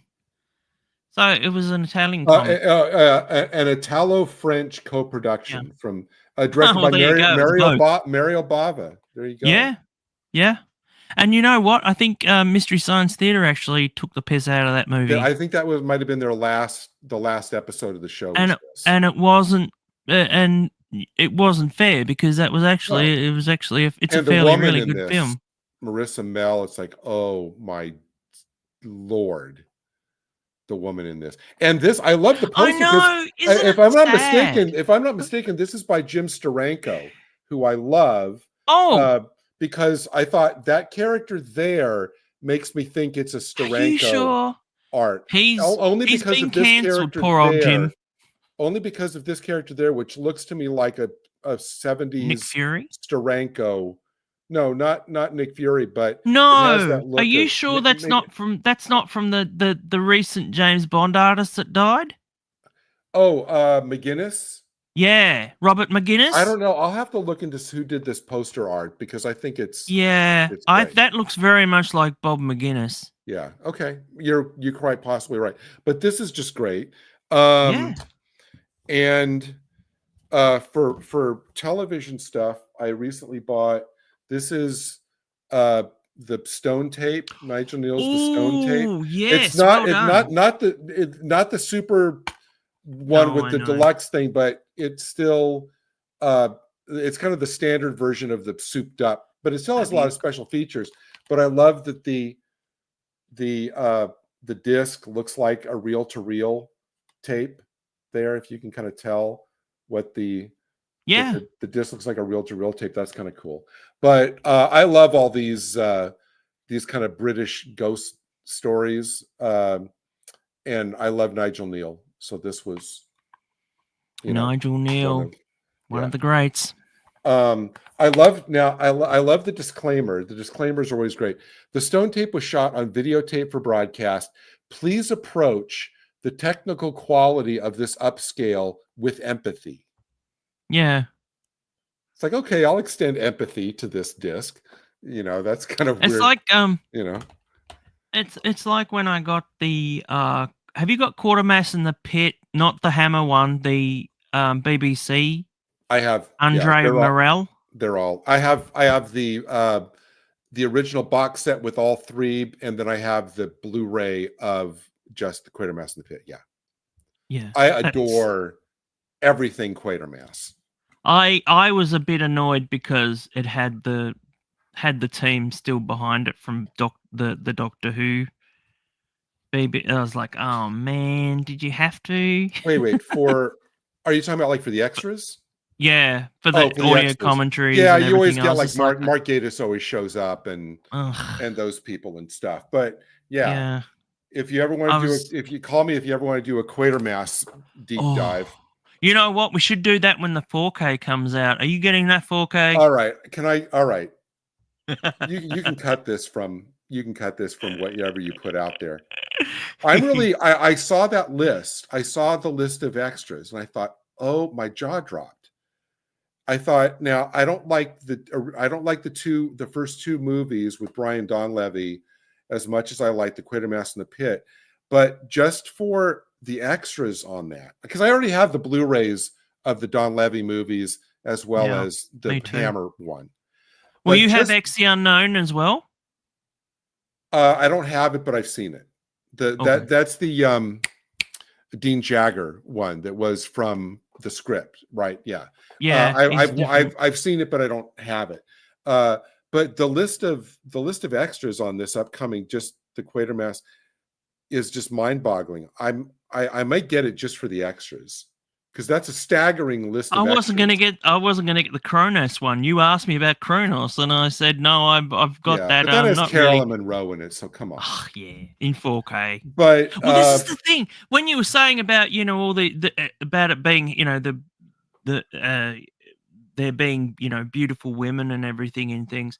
I was watching this movie from I think it's Spain. It's a vampire movie. I was going to do a video on it. It's a double because it's called El Vampiro, and it's called the vampire in thing, and it's actually the first movie that they made where the vampire has fangs. There's none. So it was actually previous to Christopher Lee's Dracula and all that as well, because it's in black and white as well. So this is the first time that you actually see a vampire with fang teeth. And there's this girl in it, and she's absolutely gorgeous. And I thought, gee, she would have been a really good Hollywood actress. But she only was really popular in Spain. Yeah. And that was the thing, because it's like one of those ones. It's like, oh man. I mean, if you remember who it is, I mean, you might do like an IMDb search. It could be that. Well, they had some really great extras on there. Actresses and actors like that at that time. I'm sure they tried to break into American movies and maybe only ended up like as an extra or something. It's one of those ones where the producer is also the star. He's also got himself a role, and he's the love interest, and they call him young man in the movie, and he's like in his 40s, and it's like oh, young man, and I'm like, that guy looks like he's freaking 55 for a day, and it's like, but he was the producer, so he was the one, and they made a sequel, and I've got the sequel as well called The Vampire's Coffin, and it is so different, and so I did not enjoy it at all, and it was like more of a comedy than what the original was. And the original, I really enjoyed it. I'm guessing it was probably done by an entirely different creative team, director, writer. Well, it's the same producer because he's in it, because it's literally a sequel. Literally a sequel. And it's like odd. They brought back about 3 of the main characters from the first film into this one, and it's awful. I hated it. And of course, they brought back the beautiful woman, but I think it was because he was probably having it off with her or something, the producer. So are you getting that new Quatermass set? Well, I said I wasn't going to buy Kronos, but I think I may, because I'm not getting sold out. It's sold out. But they just announced it it's sold out last week. Hammer's sold out of it. It's out of stock. Well, I guess I'm not getting it then. maybe they've got it for pre-order. They literally just announced that, and they've not even a week ago. Maybe they've changed the date of the pre-order. I don't know. Right, I'll have to look. But the only other one when I saw it said it was out of stock. The only other maybe it was out of stock because it's still in pre-order. Now, see, I'll have to, when I get up in the morning, I'll have to check. The only other one I've got is indulging my love of anything Jerry Anderson. Oh yes, please. Oh, Space Precinct. Ah, well done. I'm waiting for that to come down in some price. All right, so let me. I got a budget. An underrated series. Well, so do I. That's why. I mean, I really pick and choose. Like I said, when something comes up like that Quatermass thing, I really struggle with myself. I don't go, oh, let's go to Amazon and get it. Like this new printing of the 2 Cushing Dalek movies that looked great in the initial description. And then I went into forums and people kind of talking about it and realized that basically Studio Canal, who did the 4K that I have the steelbooks of that, basically they sub-licensed the films out to this company for an American release. I thought, it's the same masters. I'm not going to buy it twice. Yeah. Because I have the masters that these were moving. That happened with me with Space 1999. Yeah. I got Space 1999 and I got the network versions. I have those too. And then Imprint released the Space 1999 and it's the exact same one. It's the exact same print from Studio Canal. Well, see, and it now, really annoyed me. Now I don't think... Network, sorry. I think the Anderson stuff is being sold through the Jerry Anderson store. I think they've taken it in-house because later this year, well, because I used to be with Network. As you well know, with your Thunderbirds coverage, that I think now they have announced that, and I did go ahead and pre-order the Super Space Theater Thunderbirds one with the movie versions, but they are coming out. But the set that you've previewed on your channel in another video, I think they haven't announced details of it yet, but they said it's going to be in July for the remastered full series set.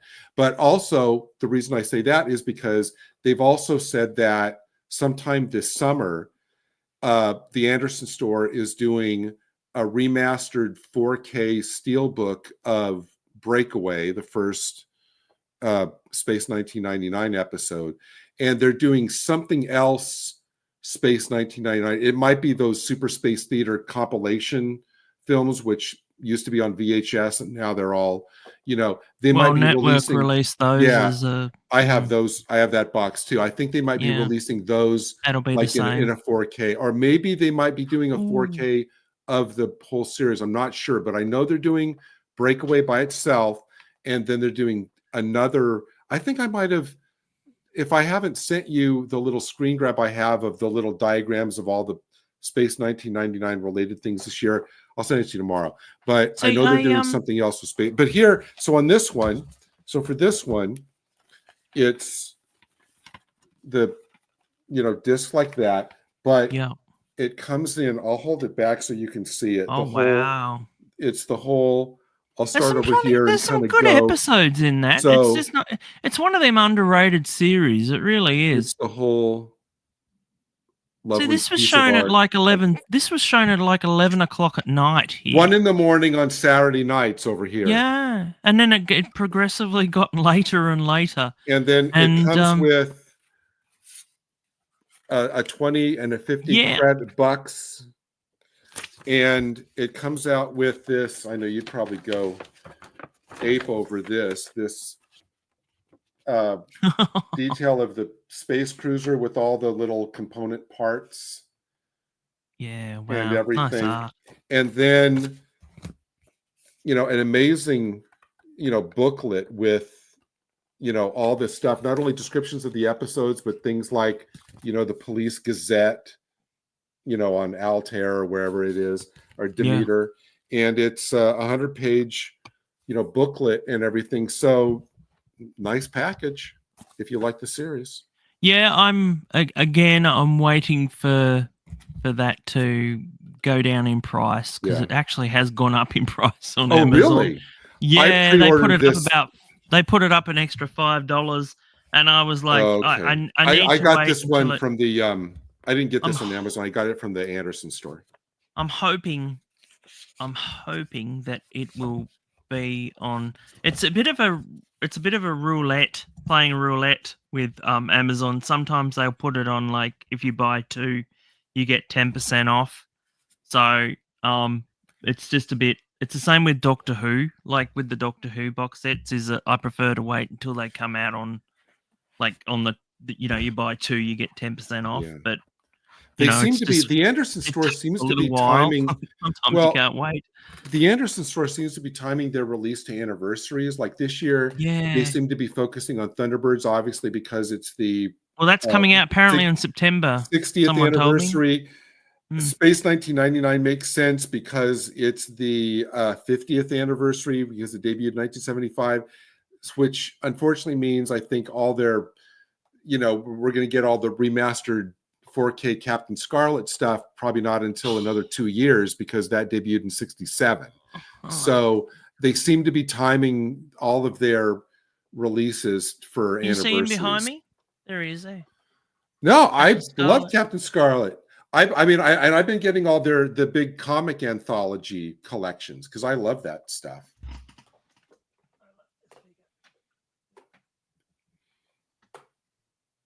IG. Awesome. That's great. That was Big Chief before they went weird. I wish they would, it's too bad they need to make This one they actually made. I think they made a variant. This one actually is the one with the lights, but I don't have the batteries in him. Oh, that's awesome. His thing actually goes. No, I was going to say they What? need to make a variant with his scrunched face when he gets shot, like the one that's like. But I call it the Popeye. Yeah, they need to do a scrunch face. I always call it Popeye. Like it's like. But no, I'm sure they'll be doing like a lot of Captain Scarlet for 2027. There was no Jerry Anderson. There was no Jerry Anderson anniversaries that corresponds with 2026 because Captain Scarlet was the next one after Thunderbird. They were supposed to be releasing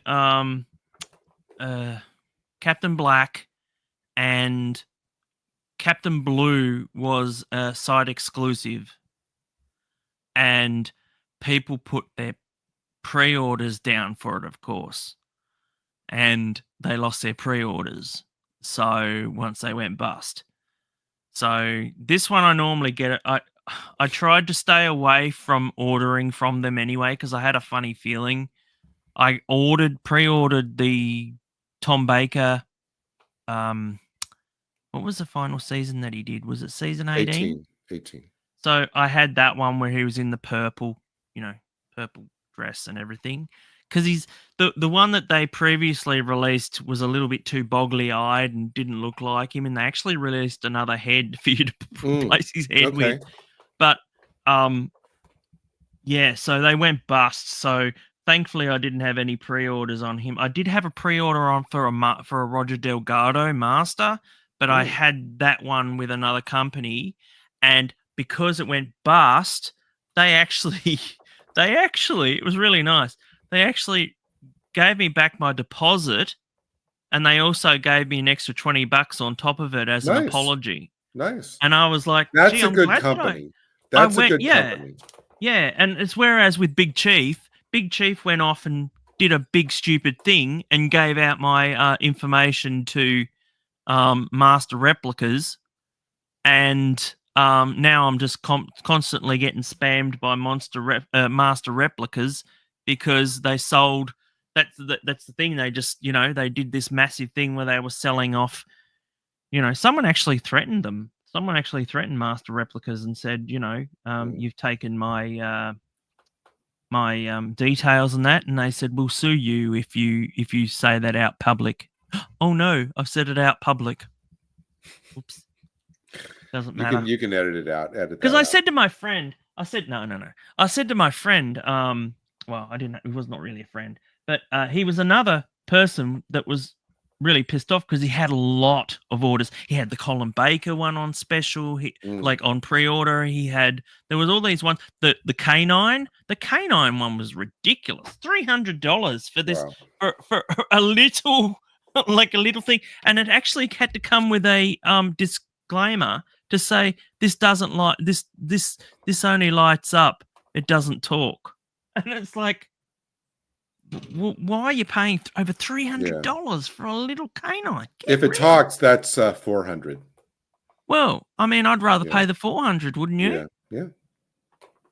So yeah, they just really failed. And I said to this guy who was ordering all these pre-orders, and he said, "I've lost everything, hundreds and hundreds of dollars worth," because he was paying it off because they also had a payment plan.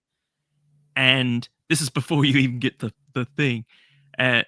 Get the actual item, and I said to him, I said, just out of curiosity, are you getting emails from this Master Replicas?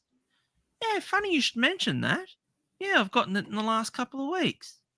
I was like, they gave your information.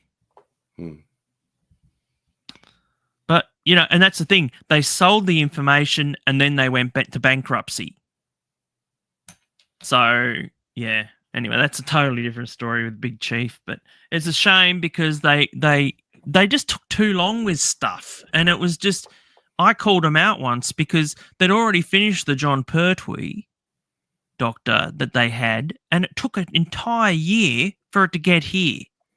And firstly, they blamed the cough, and then after the cough was over, it was the war in Ukraine.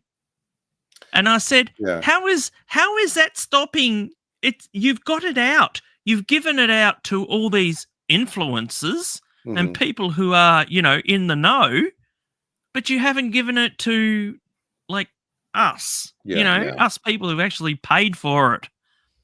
And I was like, what's the Ukraine war got to do with it? You're not sending it via mail van across to Ukraine and Russia. Did they ever do a Deadly Assassin Master figure? Because I think that would be a nice one. They didn't do anything. They didn't do anything. They did freaking Jodie Whittaker, and for Jodie Whittaker, they had to get. It was like a Kickstarter, so they had to get a certain amount of orders before they could even start it. That's when you know you're in deep shit. And they finally did, and the people got their orders. Oh, and that's not fair. Okay. Yeah, they did, because they actually, for some reason, they got it all done and out within a year, of her being whatever. all the people who've been coping today were the ones who bought that figure. Man, we're not going back onto that. I was gonna say we should go back onto that for like a minute to kind of circle back and kind of wrap it up with. No, because I'm gonna edit it. But yeah, we're gonna finish it up now anyway. But yeah, you're right. We just what a mess that was, and that was the longest tangent off Doctor Who I think that we've ever done. I mean, we were going to talk about BluRays anyway. No, of course, no. It was great. To be honest, I'm just like. There's only so much we can say about the cope. I'm glad we've had this therapy session. Yeah, I mean, you can only go over the cope. Well, Darren M is still with us. Is he? He is. Are you serious? Darren, boy, you get a prize, my man. Yeah. Oh, and it's still bad, isn't it? Has it gone up? Has it gone up in the ratings? Darren probably painted like 3 whole rooms in the time that we've been talking. He's still here, just been listening to us. It's great when you're having fun. We talking stuff. It's great. He says, "Look at his note. Look at his note." Yeah, I get it. Listen, oh man, you are the king. You're the only one, mate. You're the only one. I think we had the top of. Oh boy, our biggest fan. Nice, thank you. Nice of you to say. I got a lot of discs, and I'm kind of glad I got through some of them because I was planning on doing a Blu-ray look, but they don't do very well. Next week, Darren. My controversial shit happens. Next week, everybody loves controversial. Matt's going to do a 3-hour analysis of Hawk the Slayer next week. So tune in for that. Oh God! At least you got me therapy through for hardware and that. But thank you, Darren. You're great. Thank you. That's great. I will just for you. I'll go and edit that hardware video and I'll put it up. I'm so ashamed. You know what? Honestly, I think the reason I never heard of that is because I didn't, even back in the 90s, I didn't watch a lot of that kind of like cyberpunk subgenre of movies that was out for a few years. I never got into that. Yeah, I thought it's like one of those ones where you just read the box and you're like, this sounds like I'd really enjoy this. Yeah. There's only one that I'm really looking forward to from Umbrella. I don't know about you, but I am always now it's gone to the point where I am relieved when they announce discs. And I'm like, oh, thank God I don't have to buy any of those. Oh, you mean like when they announce, like, here's our May releases, that kind of thing? Yeah. And I'm like, oh, good. There's nothing there. I can save some money at last. Your wallet breathes a sigh of relief. But but there's only one that from Umbrella that I've actually been like interested in. And I nearly bought the collector's set and I thought, no, better not. And that was a movie called The Fall. Have you've never seen this? I know that there's that series with Gillian Anderson called The Fall, but I know you're not talking about that. No, it is it stars the gentleman from Guardians of the Galaxy, the one that played the villain. Not Kurt Russell. No, the one out of the first Guardians of the Galaxy. Oh, okay. I don't remember that actor's name. Oh no, he was in a film. He was in a show where he could bring the dead back to life. He's got a funny name. Liam, not Liam. Oh, Liam. iZombie? No. Let me look. It's driving me up. That was about the girl that worked in the morgue who... No, different one. And she couldn't bring them back to life. She could only eat their brains and... Oh, okay. And think what they thought. Potato. But, yeah, it is... I can tell you right now. Lee Pace. Oh, right. Okay. Yep. Oh, he was Ronan the Accuser. Yes, you're right. Guardians, yes. And I hate Guardians of the Galaxy, by the way. I reckon that's the beginning of the end for Marvel movies, to be honest. I like the soundtrack. So, but he was in a movie in the early 2000s, very early 2000s, and it was called The Fall. And it is okay. So you remember League of Extraordinary Gentlemen? Yes. So it is kind of like that, where he's telling the story from a hospital ward. Okay. And there's a little girl, and she comes in, and he tells her she said, like, oh, can you tell me a story? And he like tells her this story, and he starts, and it's like, he's joining this band of people with special abilities and that. And it gets really fantastical, and it's really a good movie. It's kind of like Pan's Labyrinth. Or I know of that one, but I've never heard of this one. I wonder, did it 2006? It is really, really good, Gary. It is really, really good. Did it get a US release?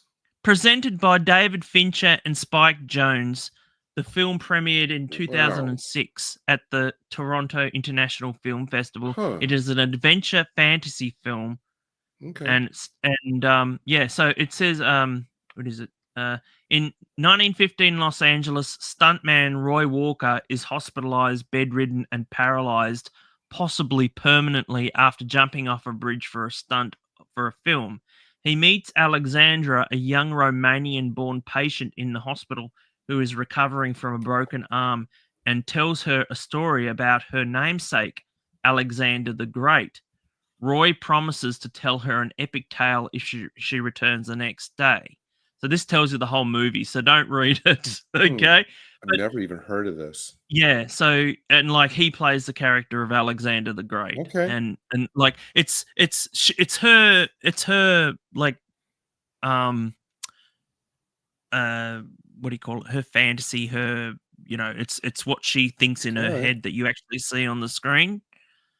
So it gets really, really like... I'm still trying to get over this combo. It's going to be on 4K, so I cannot wait. I'm still trying to get over this combo of David Fincher and Spike Lee. It's like, wow, from the guys who brought you Seven and Do the Right Thing. It's like, wow, what a combo that is.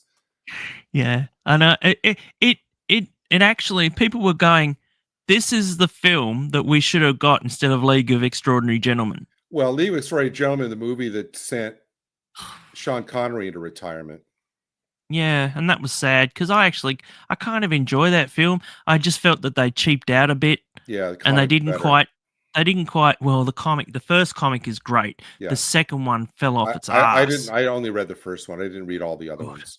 Oh my God! Like 4 or 5 of them. He started having these Alan Moore. Well, it's Alan Moore. We've got to get going, but Alan Moore started having these fantasies, homosexual erotic fantasies, and Alan Moore and just weird stuff, and it went from a really fun comic that had a slight dark edge to it to just being totally and utterly perverse. I mean, my experience of Alan Moore comics wise, I mean, obviously his original Swamp Thing run I read, Watchmen, obviously, V for Vendetta, obviously, but then when I he like V started, for Vendetta. That's okay. I even really like the movie. I think the movie, Yeah. if you just watch it and only on its own terms, I thought it was a very successful film. But then when he started getting into his kind of independent stuff, like the From Hell stuff and the League of Extraordinary Gentlemen stuff, that's when I kind of just lost interest. Yeah, he kind of. It's like, I don't know why you need to full thing. I don't know why you need to sexualize stuff. Yeah. Like, and I don't get. It's sort of like my mother always used to say, spoils the picture. And stuff like that. When they'd start on the whole romance stuff and that, which is true because it takes you out of the action. Well, I rewatched V for Vendetta not maybe about 6 months ago or something. I've seen it probably maybe about 3 to 4 times. Again, Stephen Ray bringing things full circle unintentionally. Another great Stephen Ray film, V for Vendetta. He's really good in that. And I mean, he's good in everything that I've seen. So, well, Hugo Weaving, if you remember, was actually that was famously recast, wasn't it? And that poor guy ended up being Solomon Kane in that movie. And now I think Natalie Portman's good in that too. I mean, as long as you don't regrets that, she regrets that film. Why? Because of the political messaging. Yeah, and the political messaging, and that she's so she's so being under she's under the thumb of this guy, and that she's like being manipulated.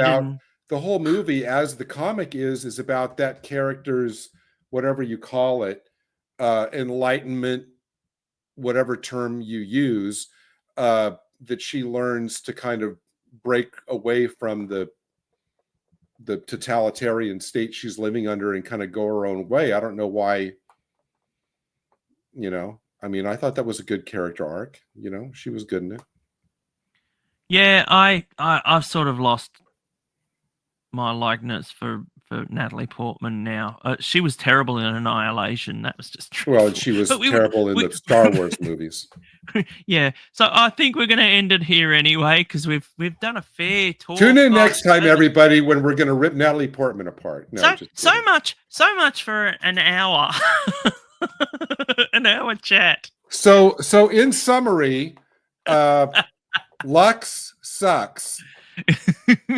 That's the lesson from this stream. And some of these movies look freaking awesome. Yes. While Hawk the Slayer is just dreadful. Yes. All right. And if you can, a collector's set, get Dick Tracy. Yes. Matt, what would you? We're gonna end this with a question I have for you. Yeah. What would you rather watch again, Hawk the Slayer or Lux? Oh, you had to do that, didn't you? Thanks for joining us, Darren. You have to answer it. If you were tied to a chair and somebody popped a video in and made you watch, what would you pick? Hawk the Slayer or Lux? Hawk the Slayer. Okay. All right. I wouldn't watch Lux. There's a silly question. No, look, I don't. Yeah, so thank you very much for joining me, Gary. Oh, it's been the greatest of pleasures. Happy Easter, everybody. Like I said, I'm not normally up of a morning, so it's like I'm normally a night owl. And you work, I don't. No, it's been great. Anytime. It's great. All right. So thank you all so much for joining us. Thanks, Darren. Thank you, Darren. Hopefully people will see this on catch up or something if they're watch interested. Early and often. I might even just cut this up into pieces and that's right. Put it separately, Doctor Who, and then parts 1 to 20. I'll have to do intros or something just for it to make sense. Yeah, do like a special series. That'd be great. Yeah, thank you. So, well, it's been a while. It's been 3 months since we chatted last time. I know. So, anytime. It's always. And I've got all this damn BluRays. It's always a huge. Yeah, as soon as we each restock a new thing of BluRays, we'll do this again. Yeah, definitely. Oh, well, that's all incoming. So once you get your UFO and all that in, because I won't have that. After we both get our pre-orders. Yeah. I've got the network UFO ones. I think there's I think that only came in one set. Yeah, I have the bare bones one. Oh, and also, I don't know if you're aware. Why do we never end? Darren, I'm going to have him put up your comment, Darren, because that's like the best last word I think I've ever seen. So I'm going to have him put that up. We're gonna wrap it up with your comment. What's this? Darren, Yes. Darren put up the best last comment I've ever seen in my life. Yeah, I'll be editing stuff. I won't be rewatching this for. You know what? That really, honestly, dude. That. Do you want me to cut out that bit with the Jiu-Jitsu? Only if your lawyer calls Mr. you. Tracy. Only if your lawyer calls you. See, I'm just going now. I'm going to cut myself out now. No, that needs to be the name of a new stream for you, Morning Crumpet. Yeah, well, I want to do a morning stream called Morning There you go, Morning Crumpet. Unfortunately, I ate my crumpets before I came on. Oh well. But anyway, yeah. So this, I hope you get this. Just get this. Buy this. Don't bother with those 4Ks. It's not worth it. Does that include the ones I showed you the 4K ad for? Yeah, oh, it's all of them. Okay. Yeah, and they're actually the last two. So it's okay. So which one was it? Vengeance or the Blood? I don't know. It would probably. I know it was the Castle of Fu Manchu, and that's the worst. Even from that company. It probably was. No, it's not. No, it's not. But this is the best. They're probably taken it from this company. Okay. But they're 4K. So, but they're the worst films that you could possibly get. Okay. So don't buy that. Anyway, you that's have what I want. you have Hong Kong Fooey, right? I have. Have the they come out DVD, with Hong Kong Fooey? They have. Okay. No, not on Blu-ray. No, and I'll be buying it. But yeah, I'm well, going to get that. You're getting. I know you're getting Magilla Gorilla, so we can discuss that next time. Yes, we will. We definitely will when it comes down to price. If that's not a coming attraction, I don't know what is. Yeah, another 3 months' time. All right. No, this has been great. This has been great. So thank you so much for joining. Oh, you're very Gary. welcome. You're very welcome. And we'll all see you all again next time. That's right. Who am I? I'm Matt Pott. You're the Morning Crumpet man. I'm Matt Pott, and I'm not getting any crumpet. Anyway, see you later.